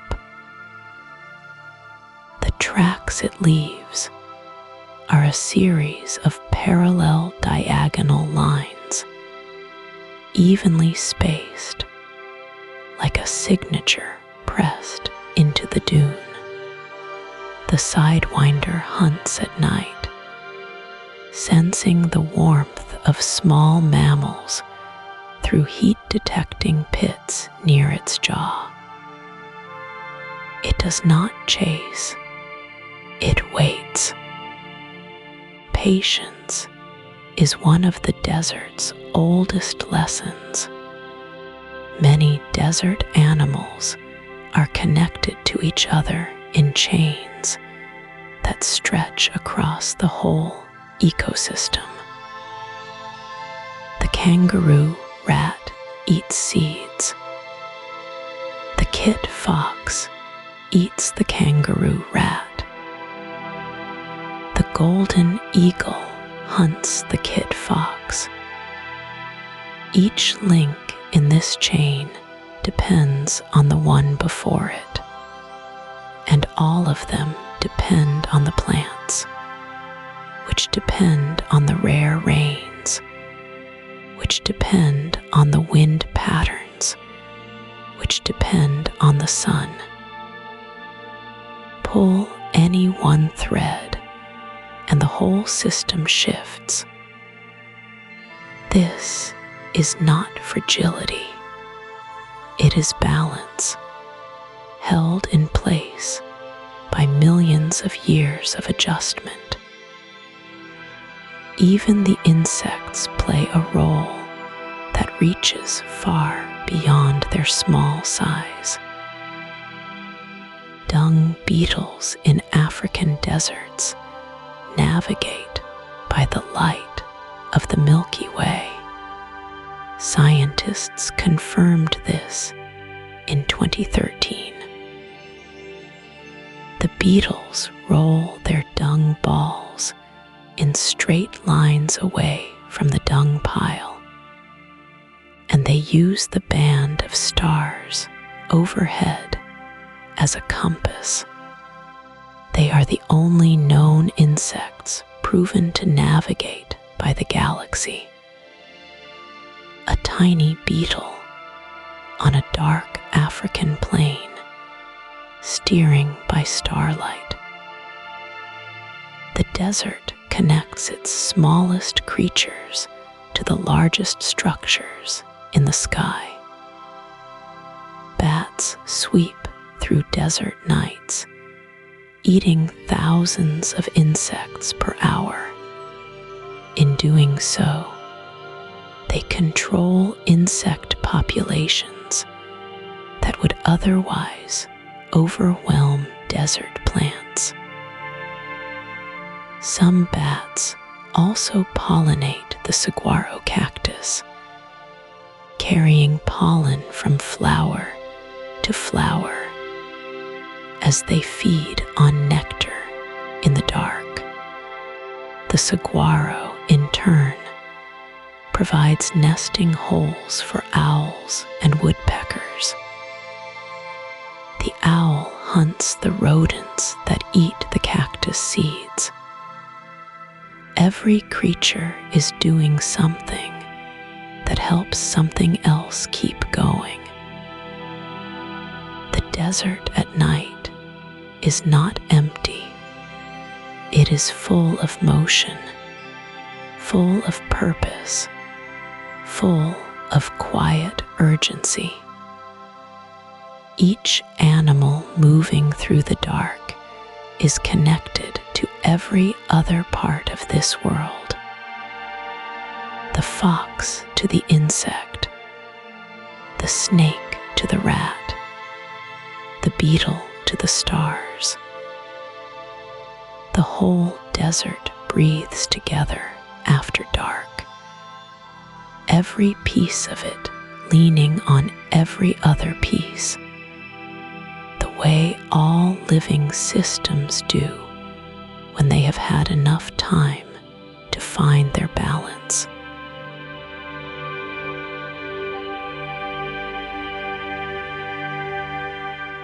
That balance took a very long time to find, longer than almost anything else on Earth. The desert we see today is not a new thing. Some deserts are among the oldest places on the surface of our planet, shaped and reshaped over millions of years, patient beyond anything we can easily imagine. The Namib Desert, along the southwestern coast of Africa, is thought to be the oldest desert on Earth. Scientists believe it has been dry for somewhere between 55 and 80 million years. That means the Namib was already ancient when the last dinosaurs walked the planet. The orange dunes rising from its coast today have been building, grain by grain, for longer than our entire species has existed. When you look at a photograph of those dunes glowing in the low morning light, you are looking at something that has been here since before humans, before mammals as we know them, before almost everything we think of as familiar. The Sahara is younger than the Namib, but its age still staggers the mind. It formed roughly 7 million years ago, though it has gone through many wet and dry phases since then. At certain points in its past, the Sahara was covered in lakes and grasslands. Hippos swam in rivers where sand now blows. Scientists have found their bones buried deep beneath the dunes.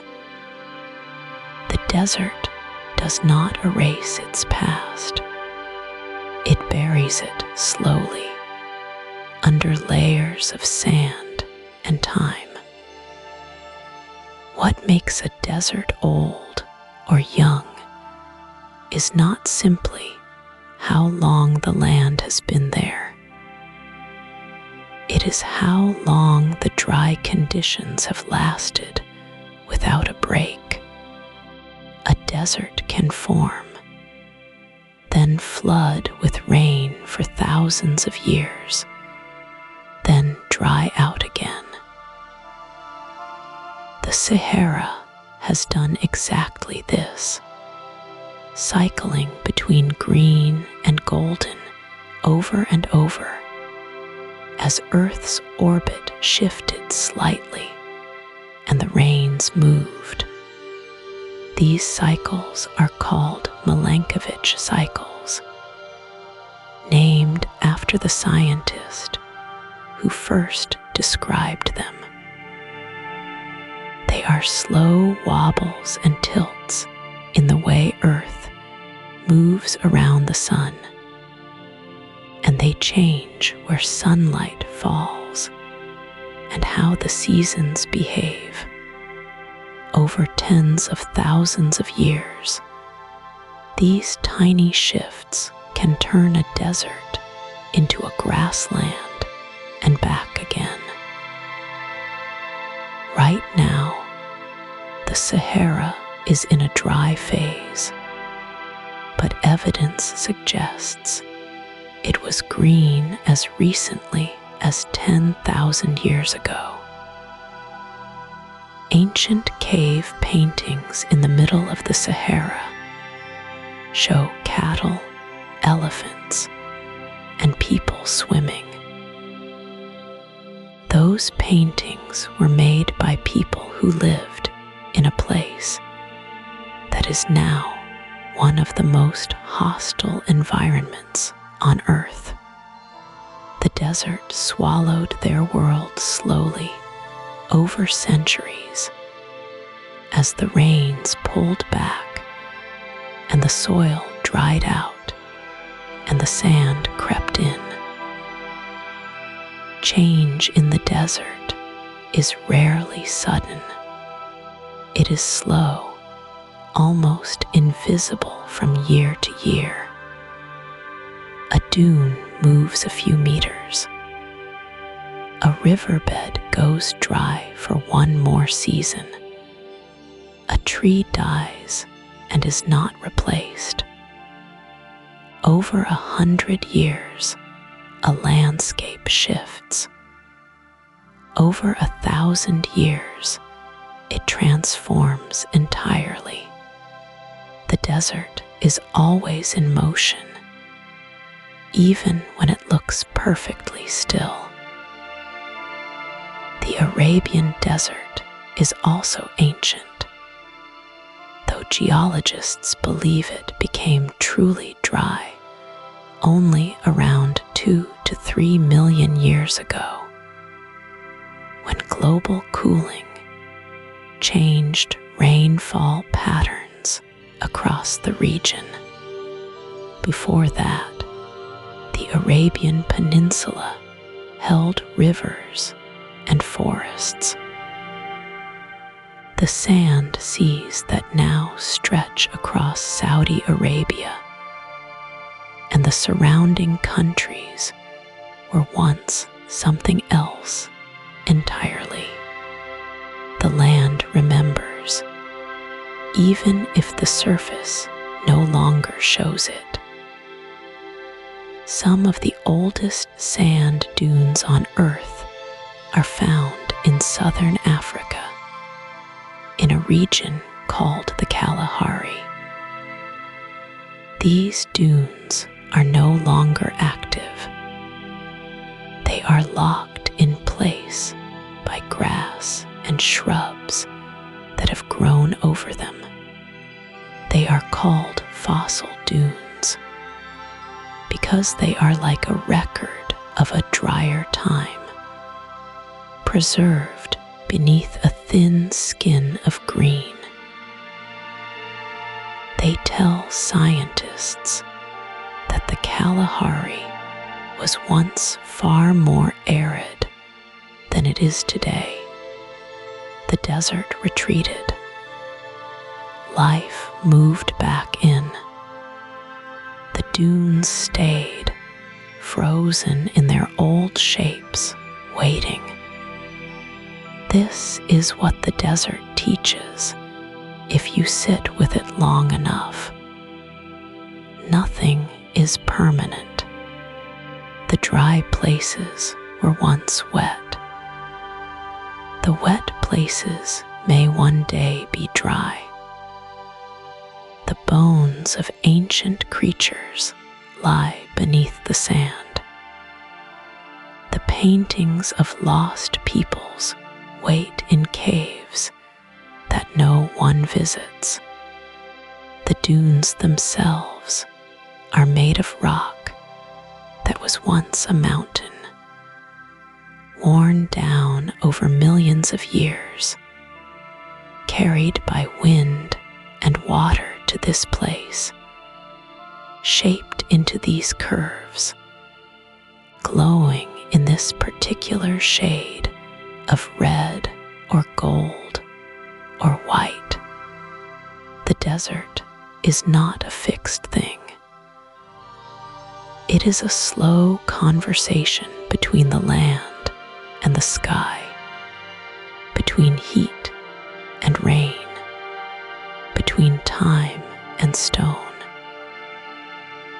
And that conversation has been going on for longer than almost anything else alive today.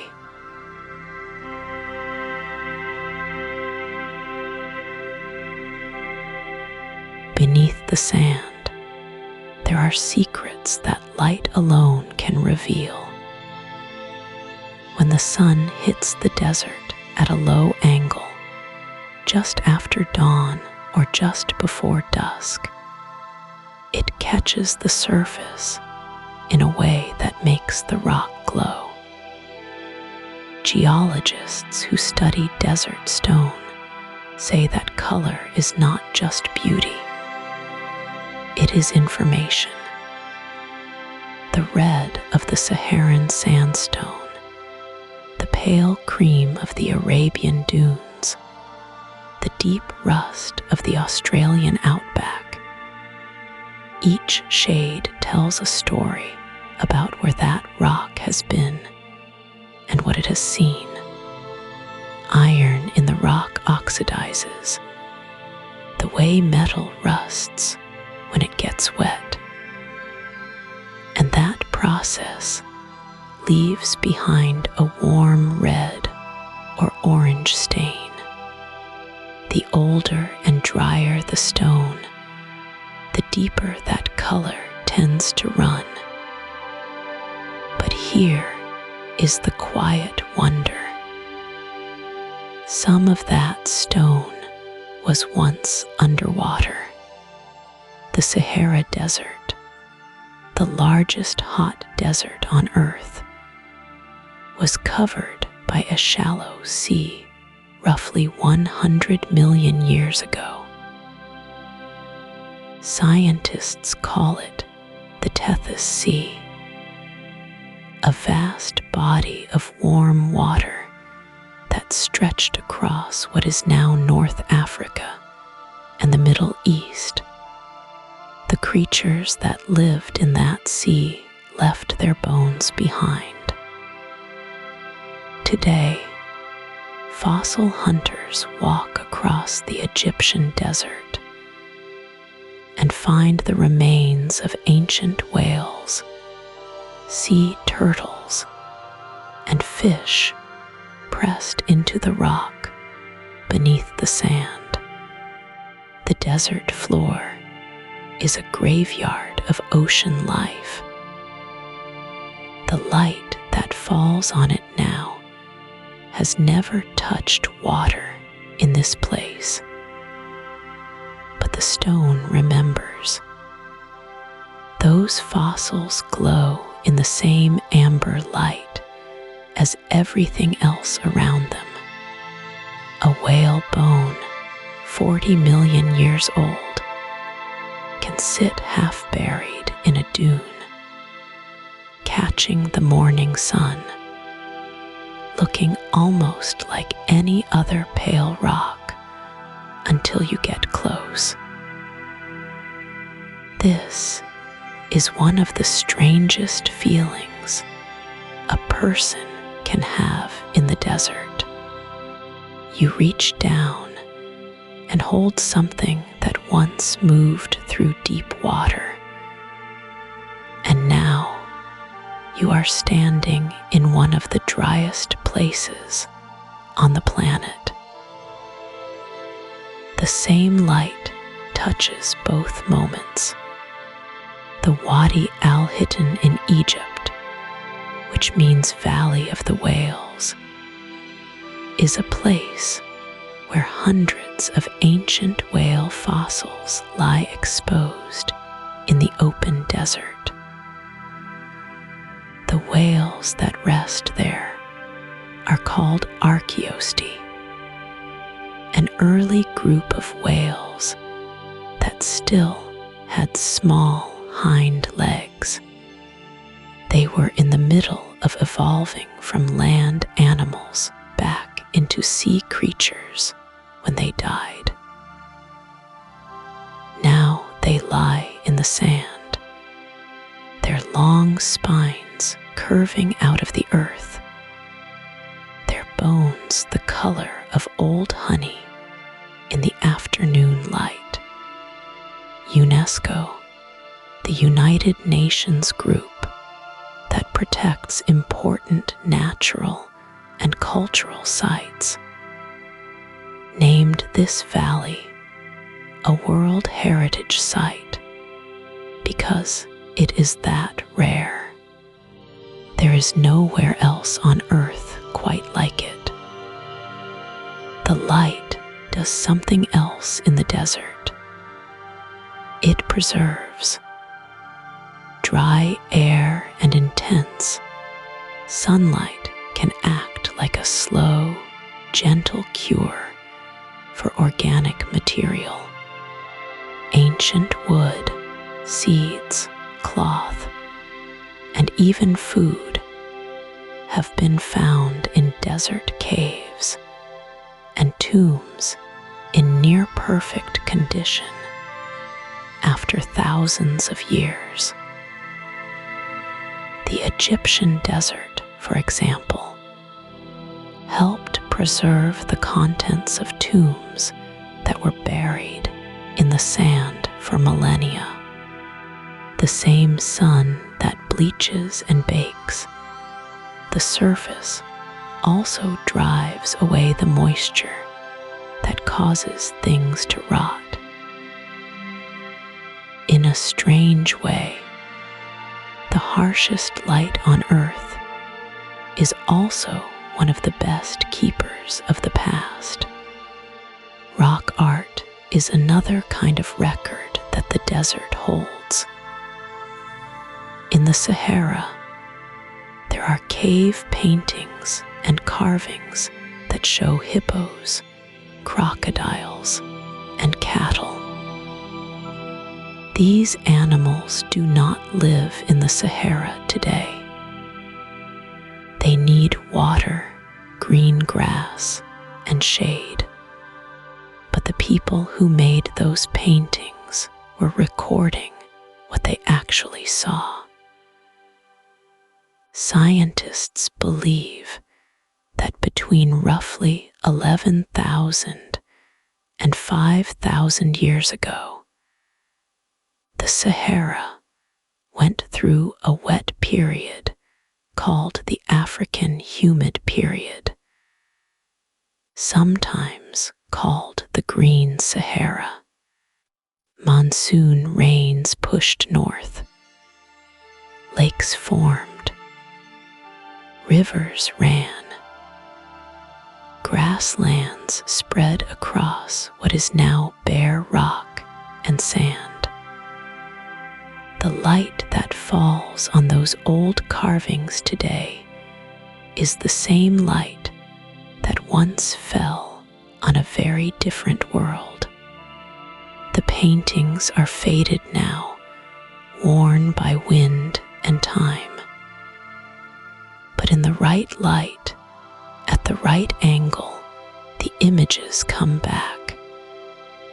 A hunter, a giraffe, a river that no longer exists. You have to be there at dawn or dusk, when the sun is low and the shadows are long, to see them clearly. The desert hides its oldest stories in the dark. It only shows them when the light is just right.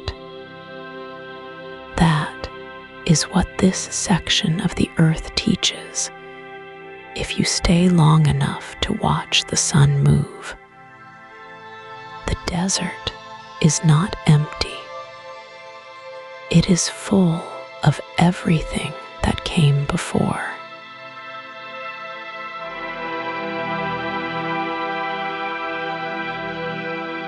The desert is one of the quietest places on earth.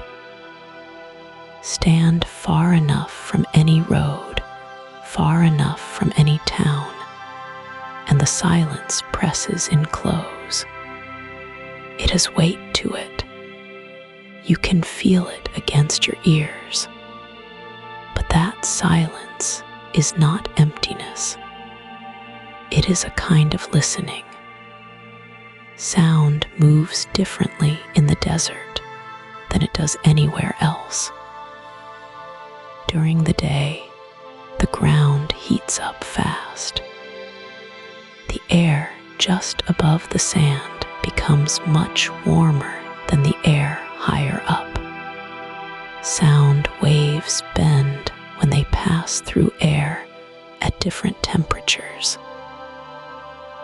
In the desert heat, those waves curve upward, away from the ground. Sounds that would carry for miles in cooler air simply rise and vanish. This is part of why the desert feels so hushed. The heat swallows the sound before it can travel far. But at night, the opposite happens. The ground cools quickly once the sun goes down. Now the air near the surface is cooler than the air above it. Sound waves bend back down toward the earth. Voices carry farther.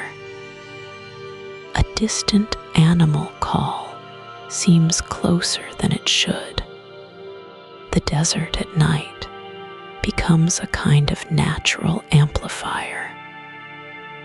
And the same landscape that swallowed sound all day begins to give it back.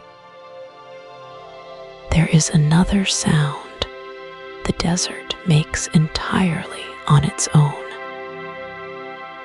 Certain dunes, under the right conditions, produce a deep, low hum. It can sound like a distant engine or a cello playing one long note, or even a low rumble of thunder on a clear day.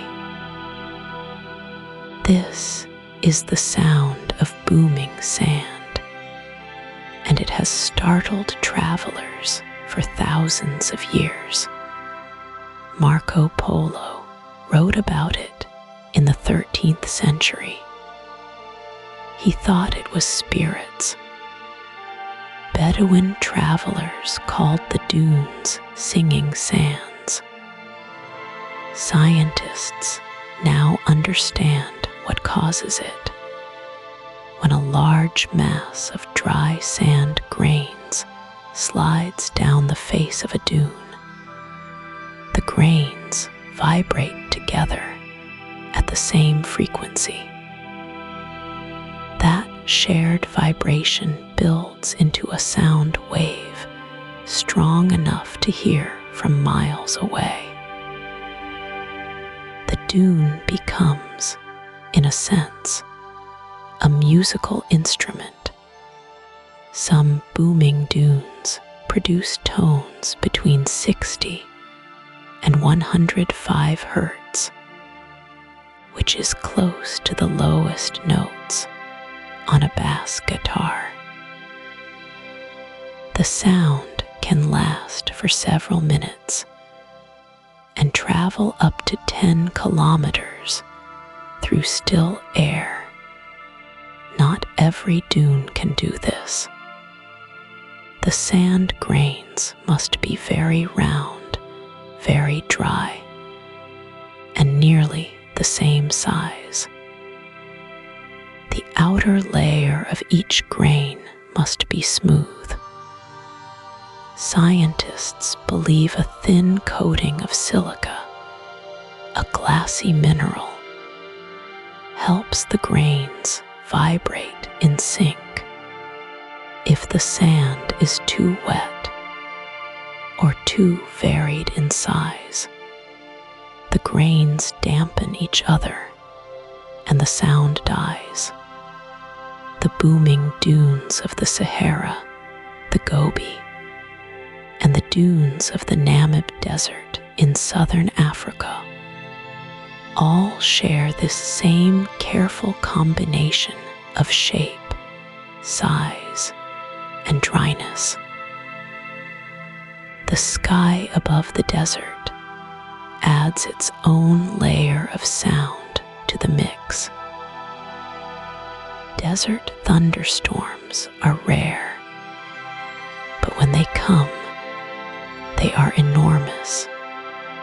The dry air allows lightning to travel farther before it strikes. The crack of thunder rolls across flat open ground with nothing to absorb it. It echoes off canyon walls and rocky plateaus called mesas, flat-topped hills with steep sides, and comes back changed, layered, longer. A single thunderclap can seem to last for 30 seconds or more as it bounces between stone faces miles apart. Even the wind has a voice here.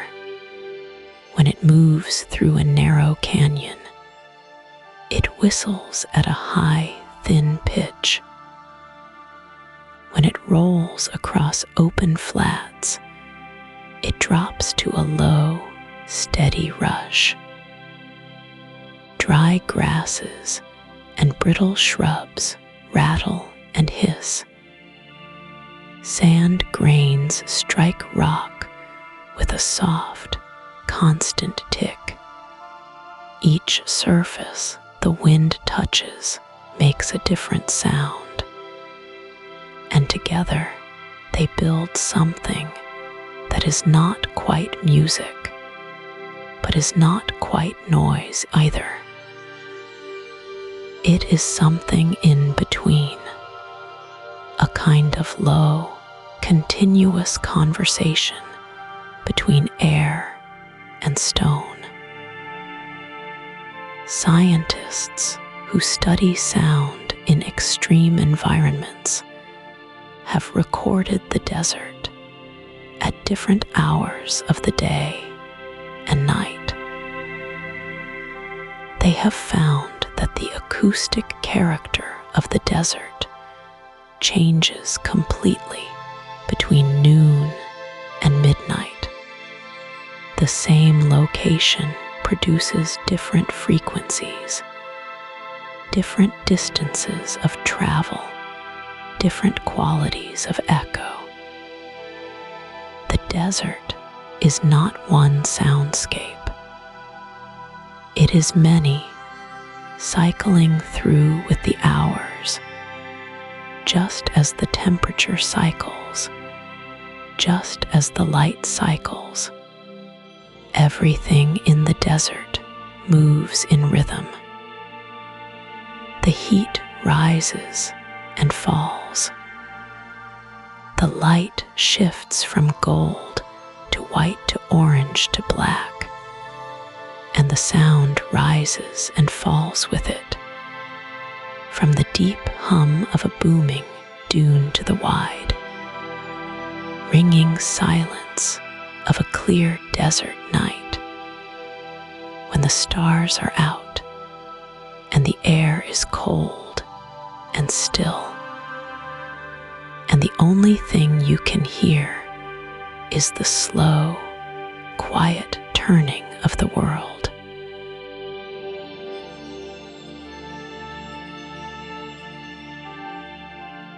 The desert plays tricks on the eyes.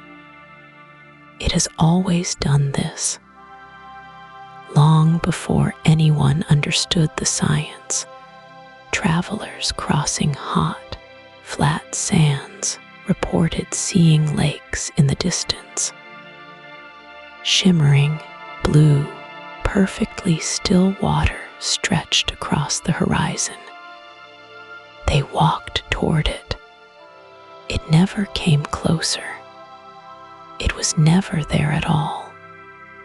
A mirage is not an illusion of the mind.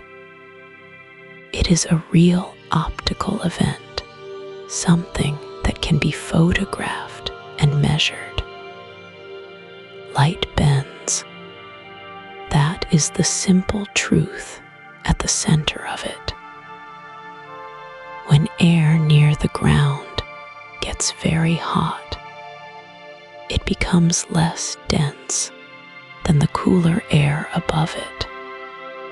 Light traveling through air of different densities bends, the way a straw appears to bend when you place it in a glass of water. Scientists call this refraction, the bending of light as it passes from one material into another. In the desert, the air itself becomes the material. The layers of hot and cool air act like a curved lens stretched across the entire ground. When you look toward the horizon on a hot desert day, some of the light from the sky above bends downward through those hot layers and curves back up to your eyes.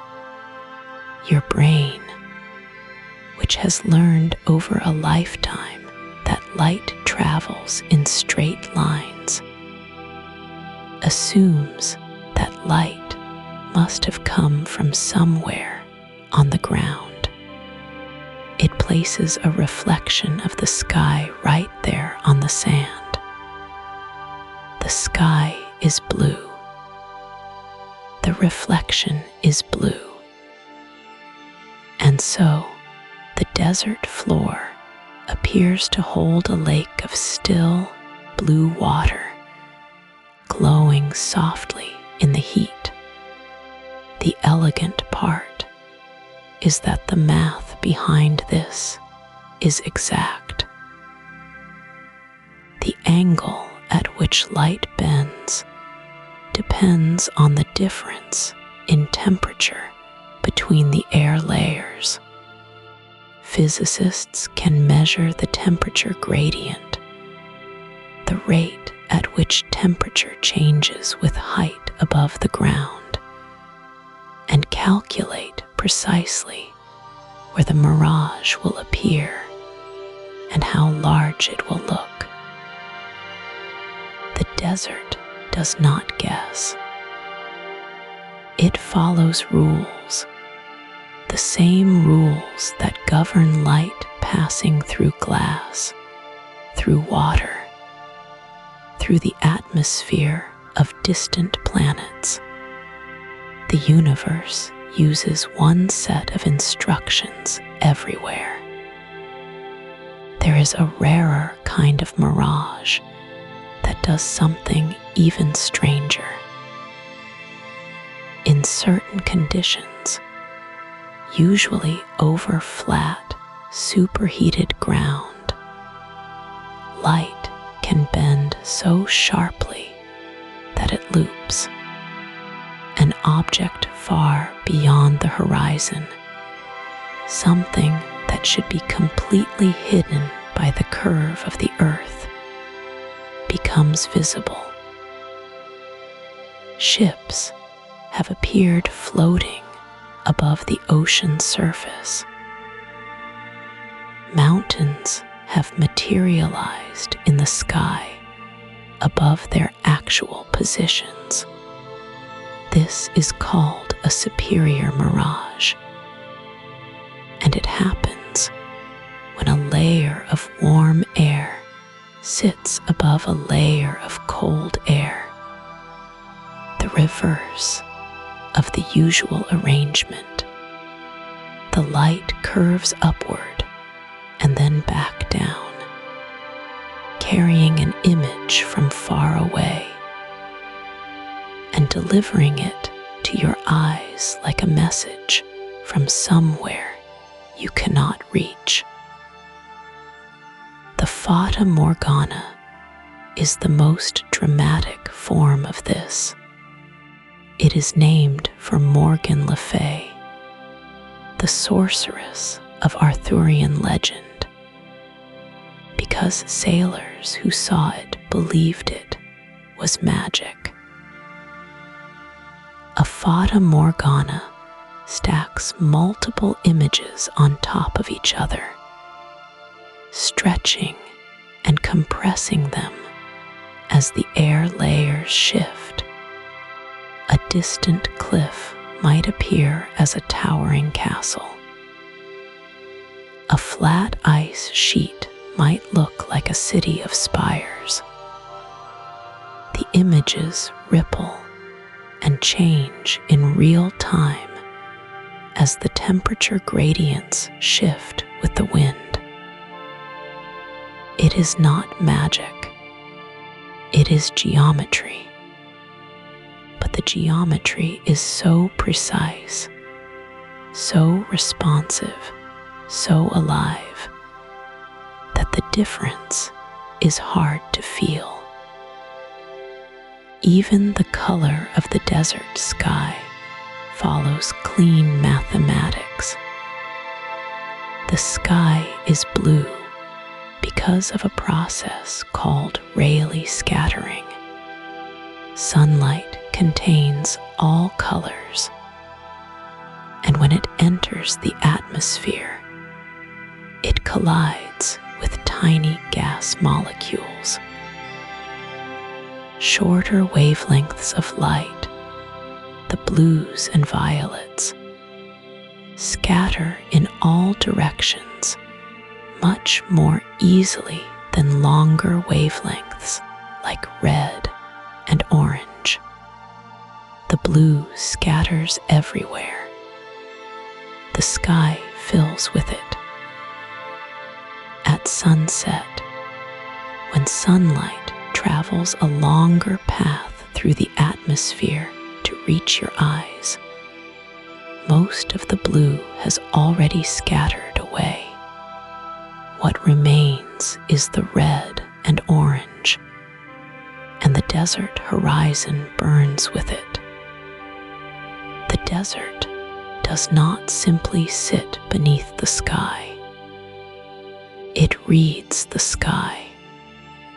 Every optical wonder overhead, every color shift, every bent beam of light passes through the desert air and lands on desert sand and desert eyes.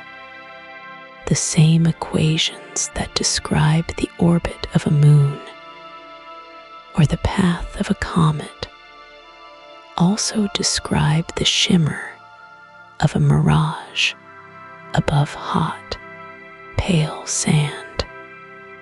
The numbers are the same. The rules are the same. The desert, in all its heat and silence and vast open space, is one more place where the universe quietly demonstrates how few instructions it needs to make something beautiful.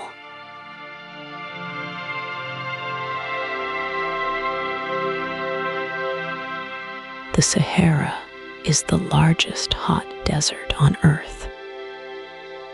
It stretches across northern Africa for roughly 3.6 million square miles. That is about the same size as the entire United States.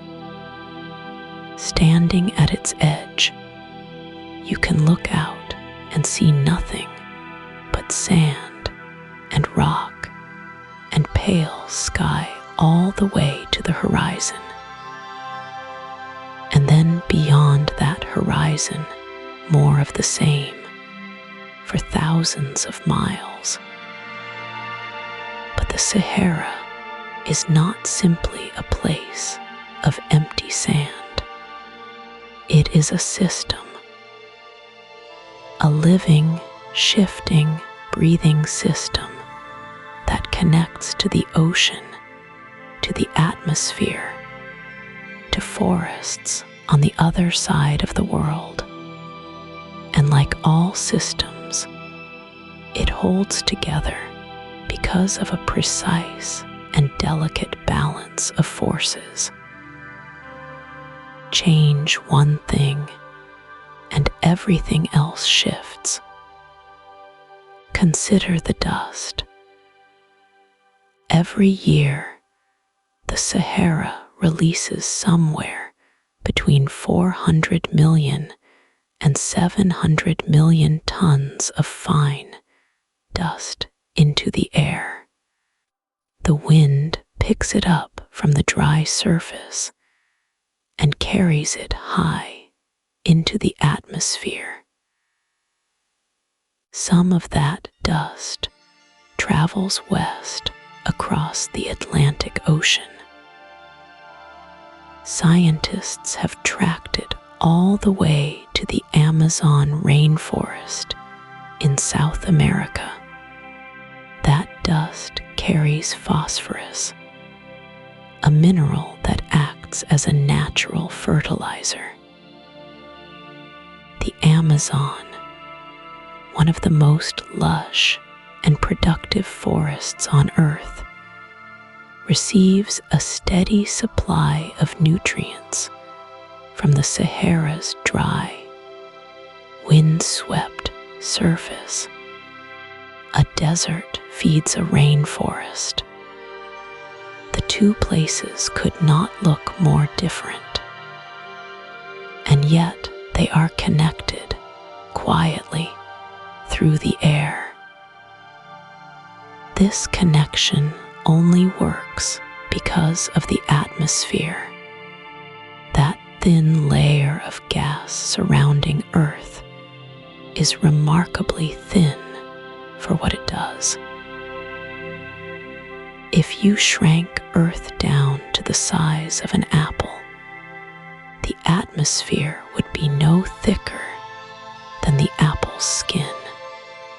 And yet that skin holds in warmth, carries moisture, moves dust and pollen and seeds across entire continents. Without it, the Sahara's dust would simply fall back to the ground. The Amazon would slowly lose its fertility. The forest would thin. The climate would shift. everything depends on everything else. The Sahara itself sits where it does because of the way Earth tilts and rotates.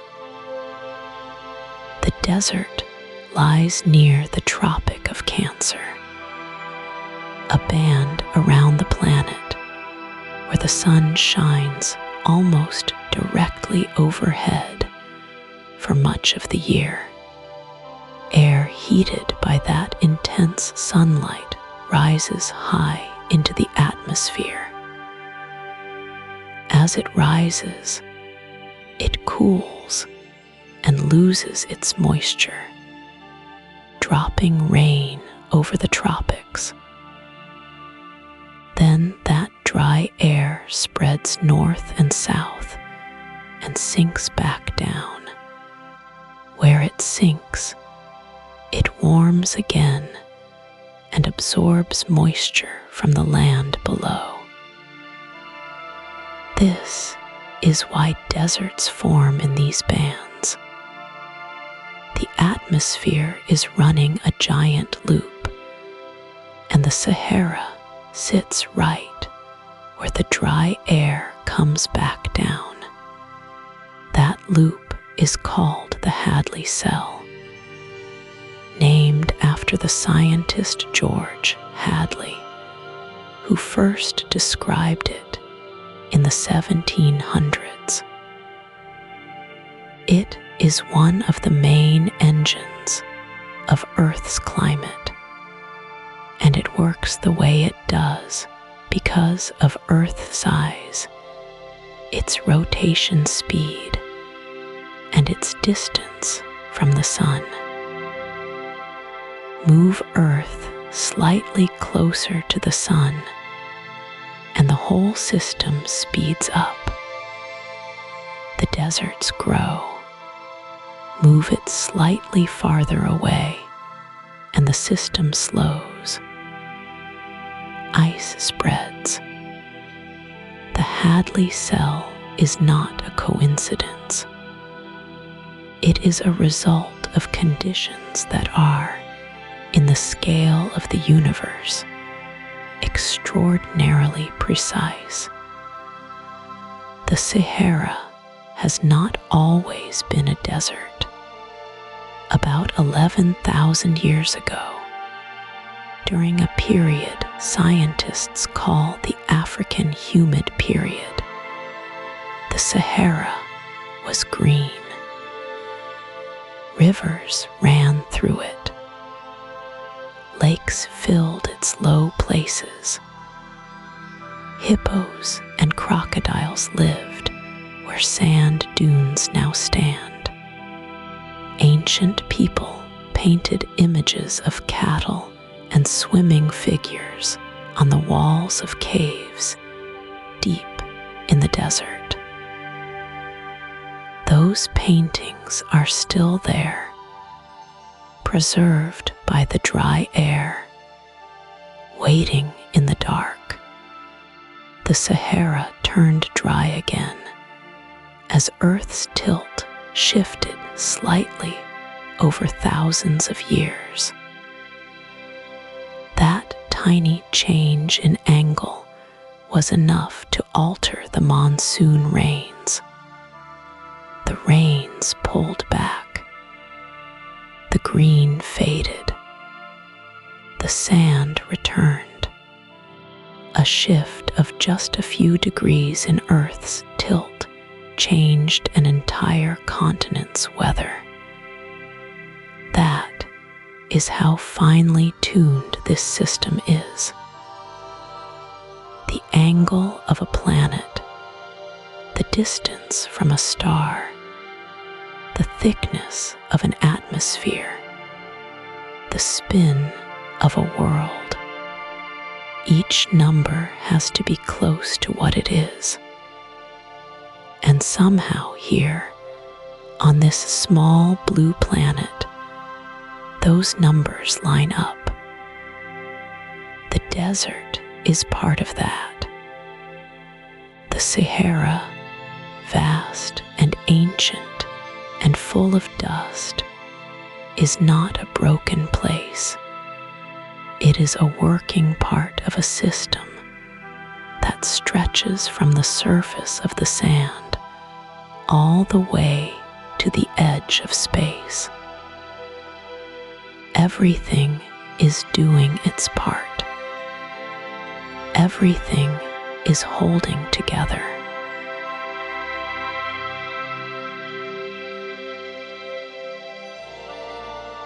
And yet, for all we know about deserts, there is still so much we do not understand.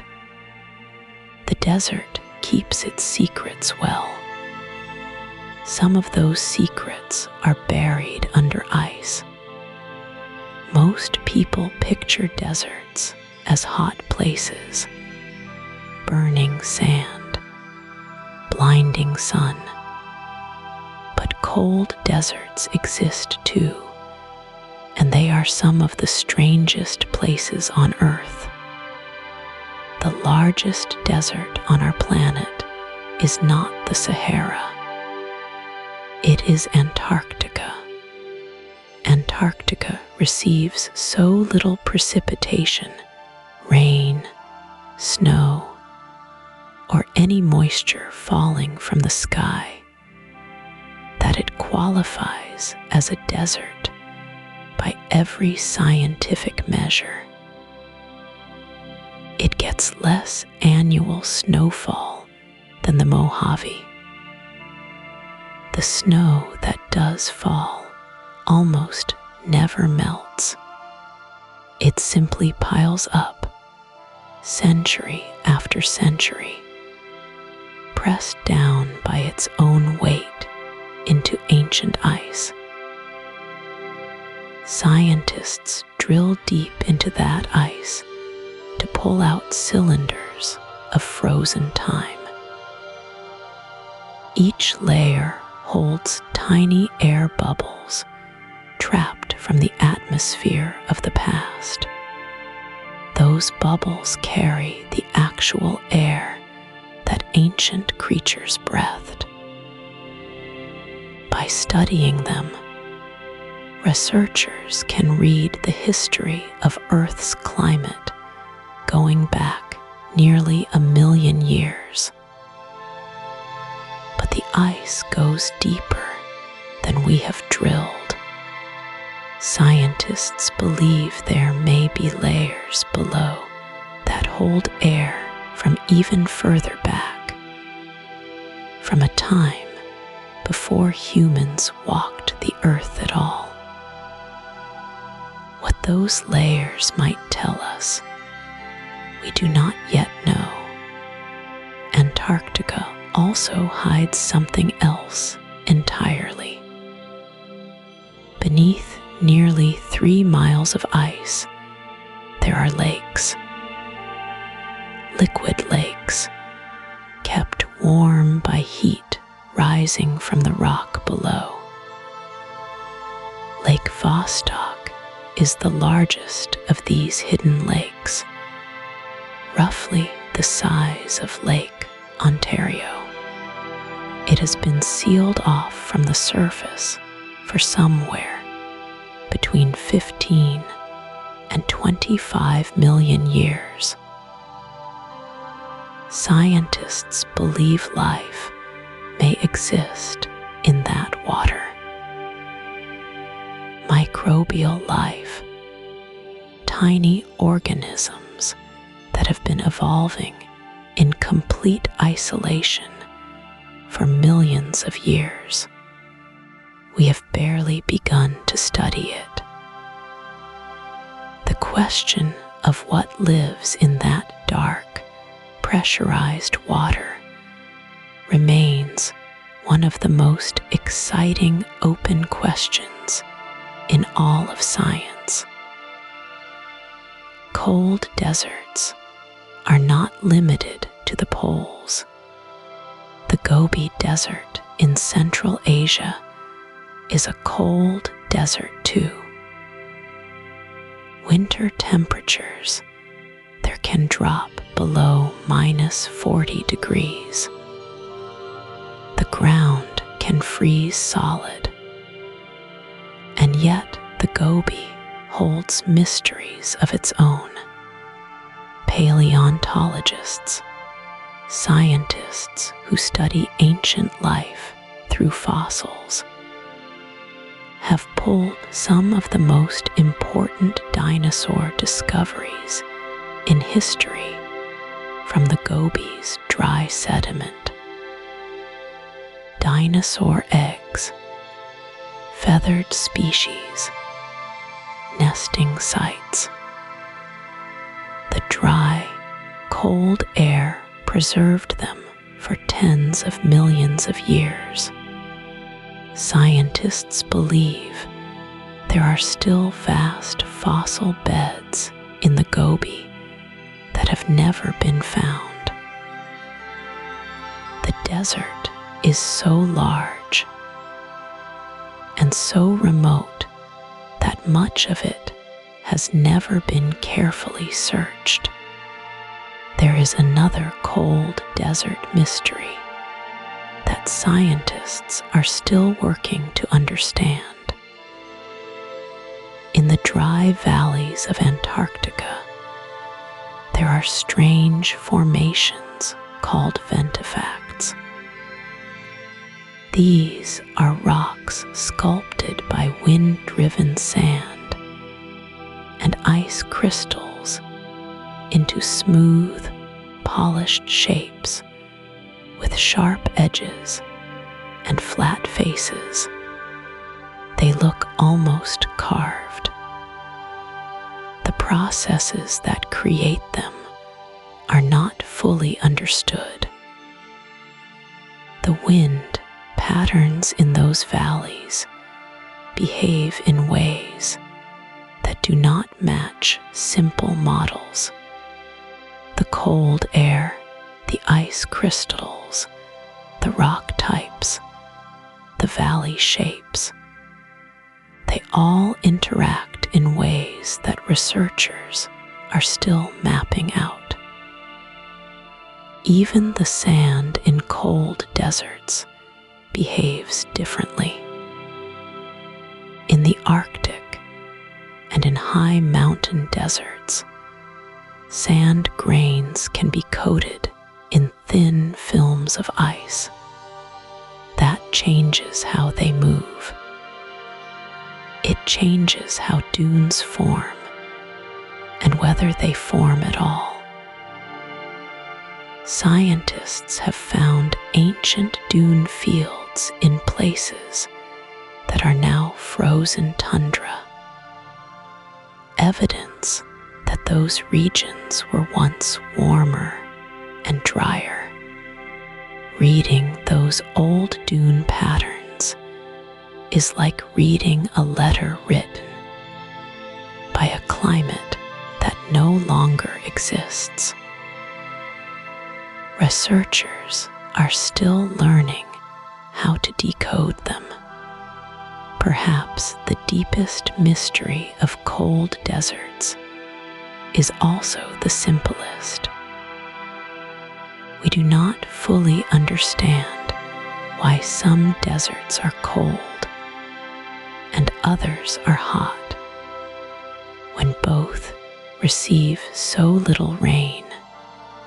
The answer involves ocean currents, elevation, distance from the sea, and the way cold air holds moisture differently than warm air. All of those forces interact. The full picture is still being assembled piece by piece by researchers working in some of the most remote places on Earth. The desert, whether it burns under a midday sun or lies silent under a frozen sky, is still teaching us. Every expedition brings back new data. Every ice core holds a new clue. Every fossil pulled from cold, dry ground rewrites a small part of the story. The desert is patient. It has been keeping these secrets for millions of years. It can wait a little longer while we learn to ask the right questions.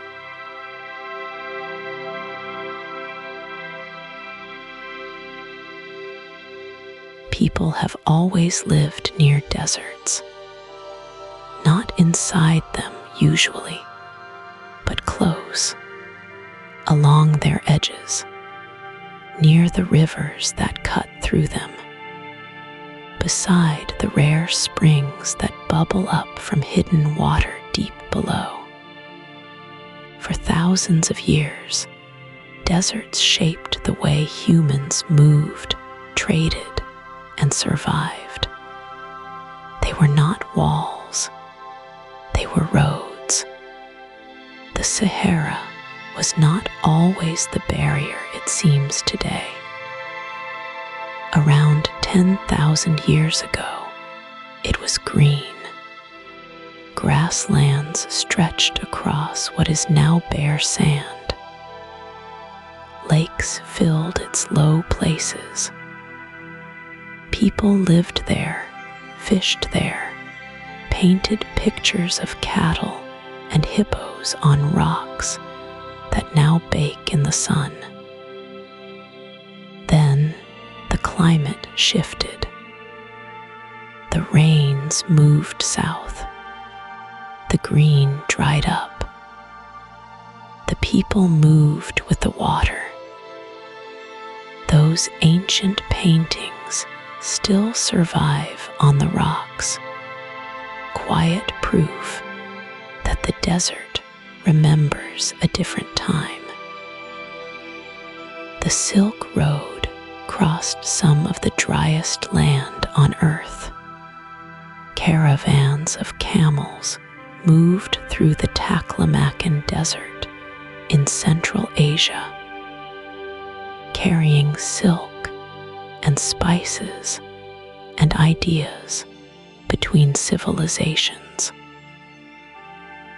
The Taklamakan is one of the largest sandy deserts in the world.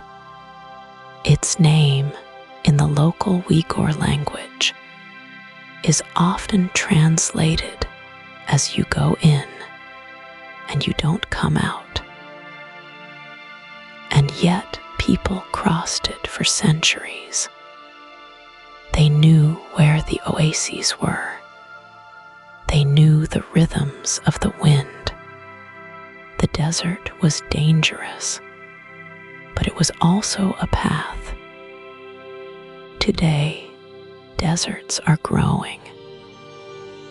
This process is called desertification, which means that land at the edges of deserts is slowly becoming more desert-like. Soil loses its plants. Without roots to hold it, the soil blows away. Rain becomes rarer. The dry zone spreads outward. Scientists estimate that around 12 million hectares of productive land are lost to desertification every year. That is a significant amount of farmland and grazing land gone. Climate change is speeding this process up. As global temperatures rise, dry regions tend to get drier. The patterns of rainfall shift. Places that once received enough rain to support crops or grasslands may no longer receive that rain.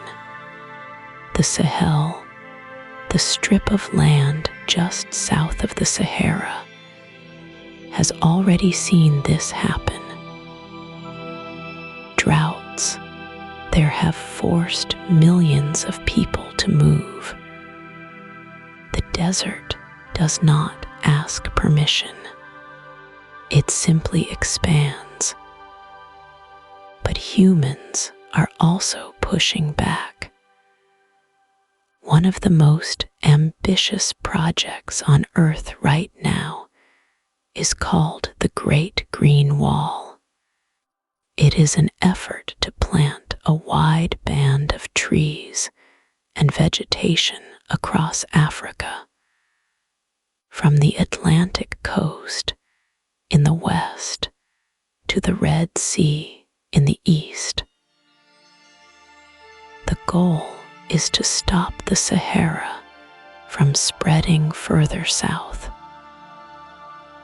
Communities along the route are planting native trees, restoring soil, and bringing back grasslands.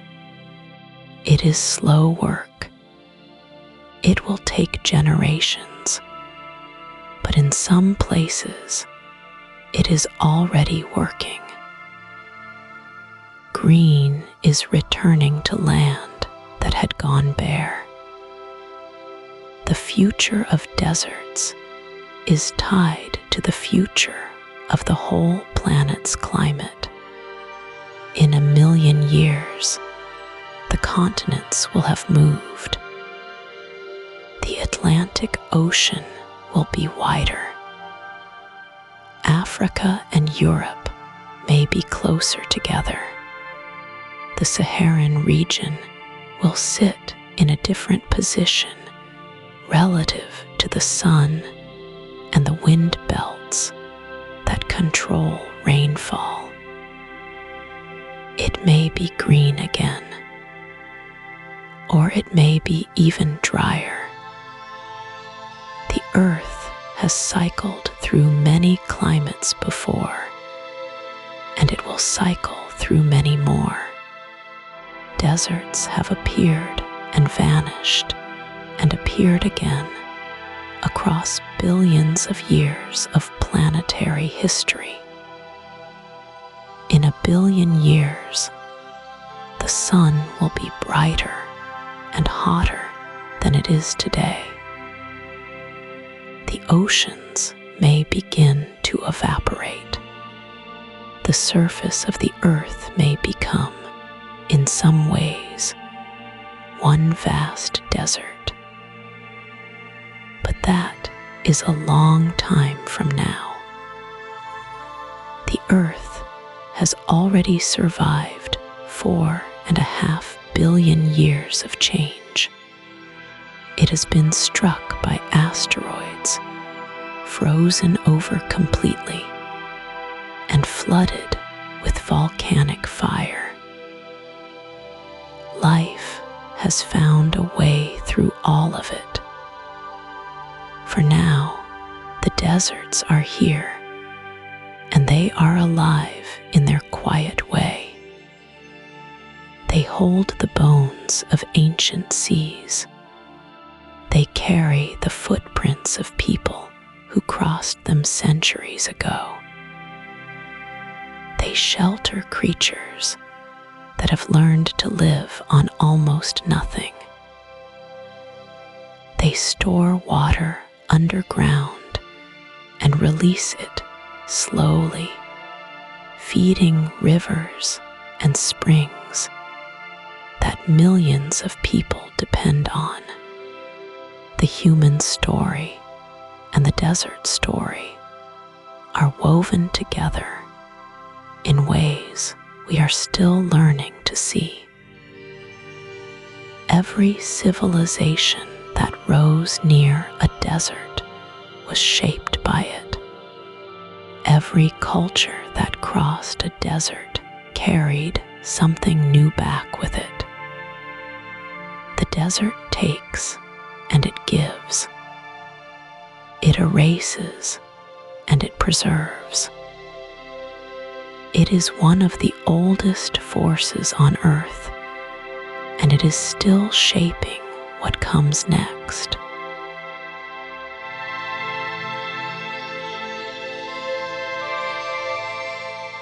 pull back now. Pull back very far. Imagine you are looking at the Earth from space. You can see the whole planet at once, turning slowly in the dark. The blue of the oceans, the white swirl of clouds, and there, spread across the land in great pale stretches, the deserts. From up here, they look still. They look like they are resting. But you know now that they are not still at all. Every grain of sand in every desert is moving. Not quickly, not in a way you could watch with your eyes, but moving. Wind lifts a grain from the top of a dune and carries it forward. That grain lands. It nudges another grain loose. That grain rolls and tumbles and eventually comes to rest somewhere new. Over a year, a dune can travel many meters. Over a century, it can cross a valley. Over 1,000 years, a desert can swallow a forest or retreat and let one grow back. The desert is always in motion. It just moves on its own kind of time. And that time is very, very old.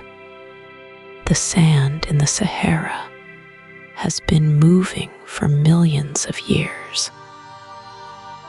Some of it was once the floor of a great inland sea.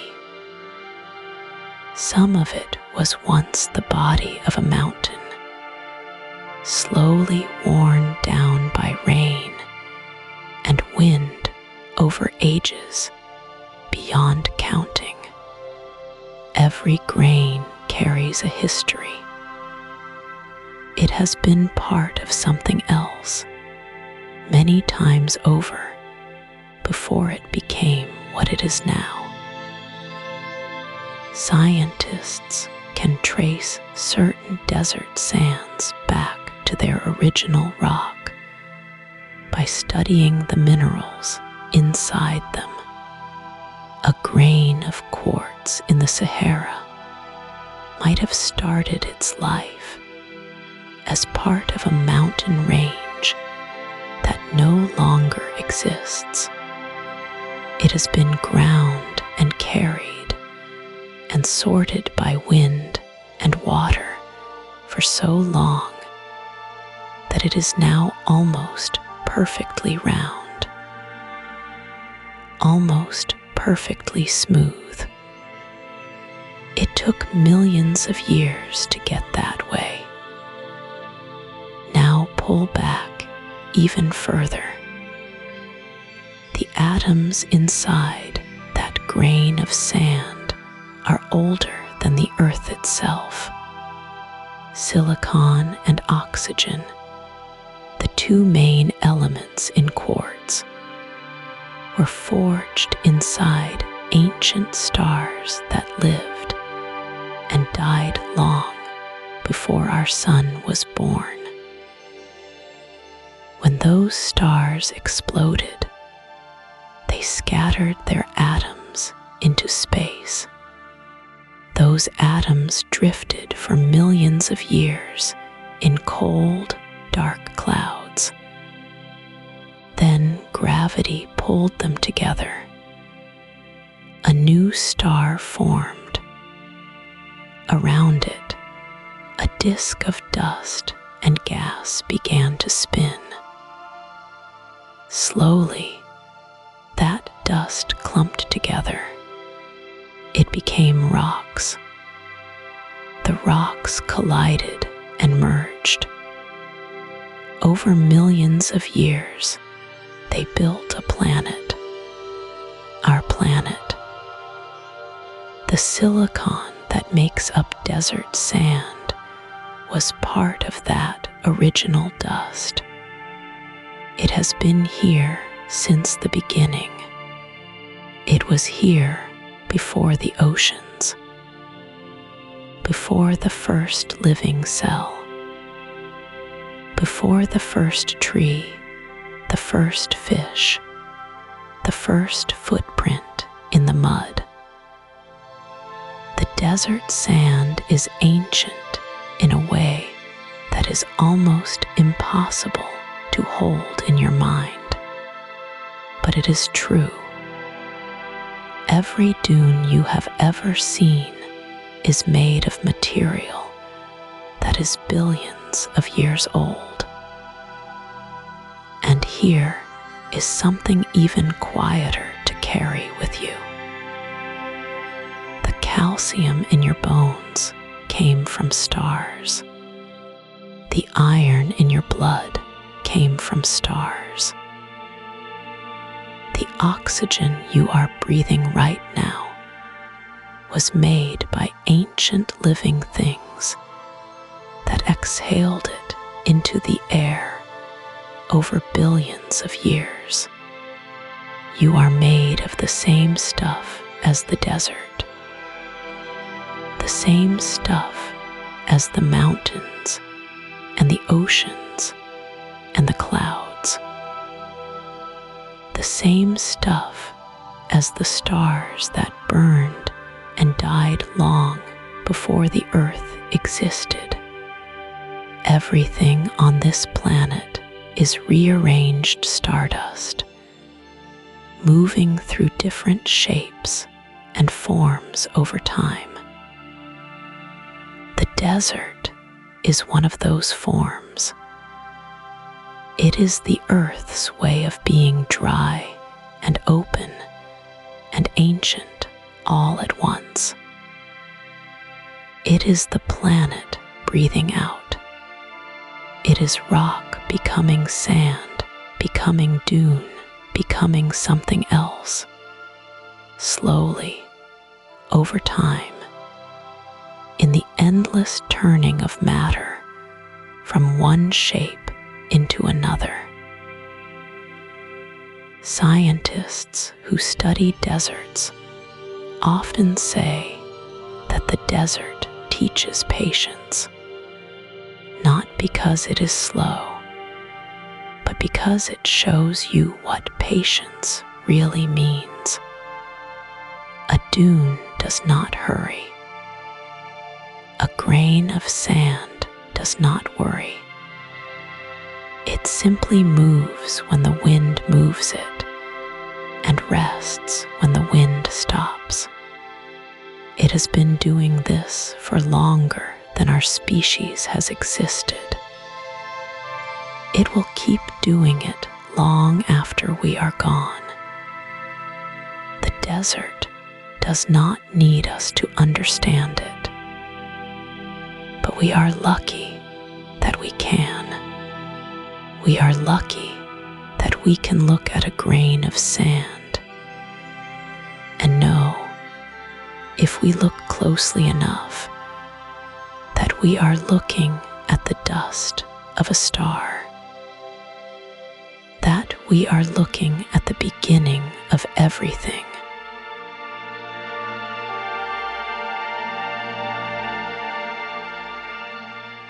And so the desert rests. The wind has gone quiet now. The last grains of sand have settled into the curves of the dune.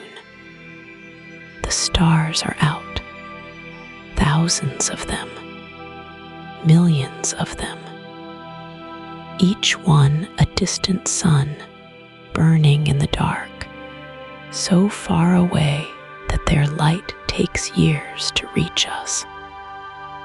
And yet here they are, reflected faintly in the cool, still surface of the sand below. This is what the desert looks like at night when no one is watching.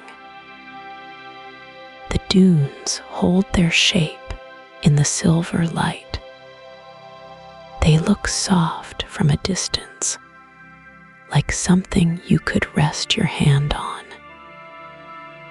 Their long shadows stretch across the ground in slow, quiet lines. The air is cool now. The heat of the day has risen up and drifted away into the open sky. The way heat always does in a place with no clouds to hold it. Somewhere in the distance, a small desert fox steps lightly across the sand. Its enormous ears turn slowly, listening. It hears something small moving beneath the surface. It pauses, then it moves on. The sand barely shows its footprints. By morning, the wind will smooth them away, and it will be as if nothing ever passed through it all. This is one of the things the desert does so quietly and so well. It erases, it smooths, it returns things to their simplest form. A footprint becomes flat sand. A rock becomes a grain. A grain becomes part of a dune. A dune becomes part of a desert that has been here for millions of years and will be here for millions more. The earth beneath all of this is still moving. Right now, this very moment, the tectonic plates, those great slow slabs of rock that make up the planet's outer shell, are shifting, not fast enough to feel, but moving. The continents are not where they were 100 million years ago. They will not be where they are now 100 million years from now. The desert that exists today may one day be ocean floor. The ocean floor may one day be desert. The planet keeps rearranging itself slowly, with enormous patience and no particular hurry. Above the desert, the atmosphere, that thin, fragile layer of air wrapped around our world, holds everything in. It keeps the oxygen close. It softens the sunlight. It lets the rain fall, even if the rain falls rarely here. Without that thin layer of air, the desert would be even colder at night than it already is. Without it, there would be no life anywhere on Earth at all. That layer is only about 60 miles thick. Compared to the size of the planet, it is thinner than the skin of an apple. And yet, it holds everything we have ever known. The Milky Way is visible from the desert on a clear night. The whole sweep of it, pale and wide, arching from one horizon to the other. Scientists estimate our galaxy holds somewhere between 100 billion and 400 billion stars. Our sun is one of them, a medium-sized star, not especially large, especially bright, sitting quietly in one of the galaxy's outer arms. And around our sun, this small blue planet turns. And on this planet, the desert rests under the stars that made it. There is something deeply calming about that thought. You are made of the same material as the sand, the same ancient atoms that were forged in the hearts of stars billions of years ago. Those atoms have been part of oceans and mountains and living things, and now they are part of you, resting here, breathing slowly, listening to the quiet. The desert does not ask anything of you. It simply exists. It has been existing since long before any human being stood at its edge and looked out across it with wonder.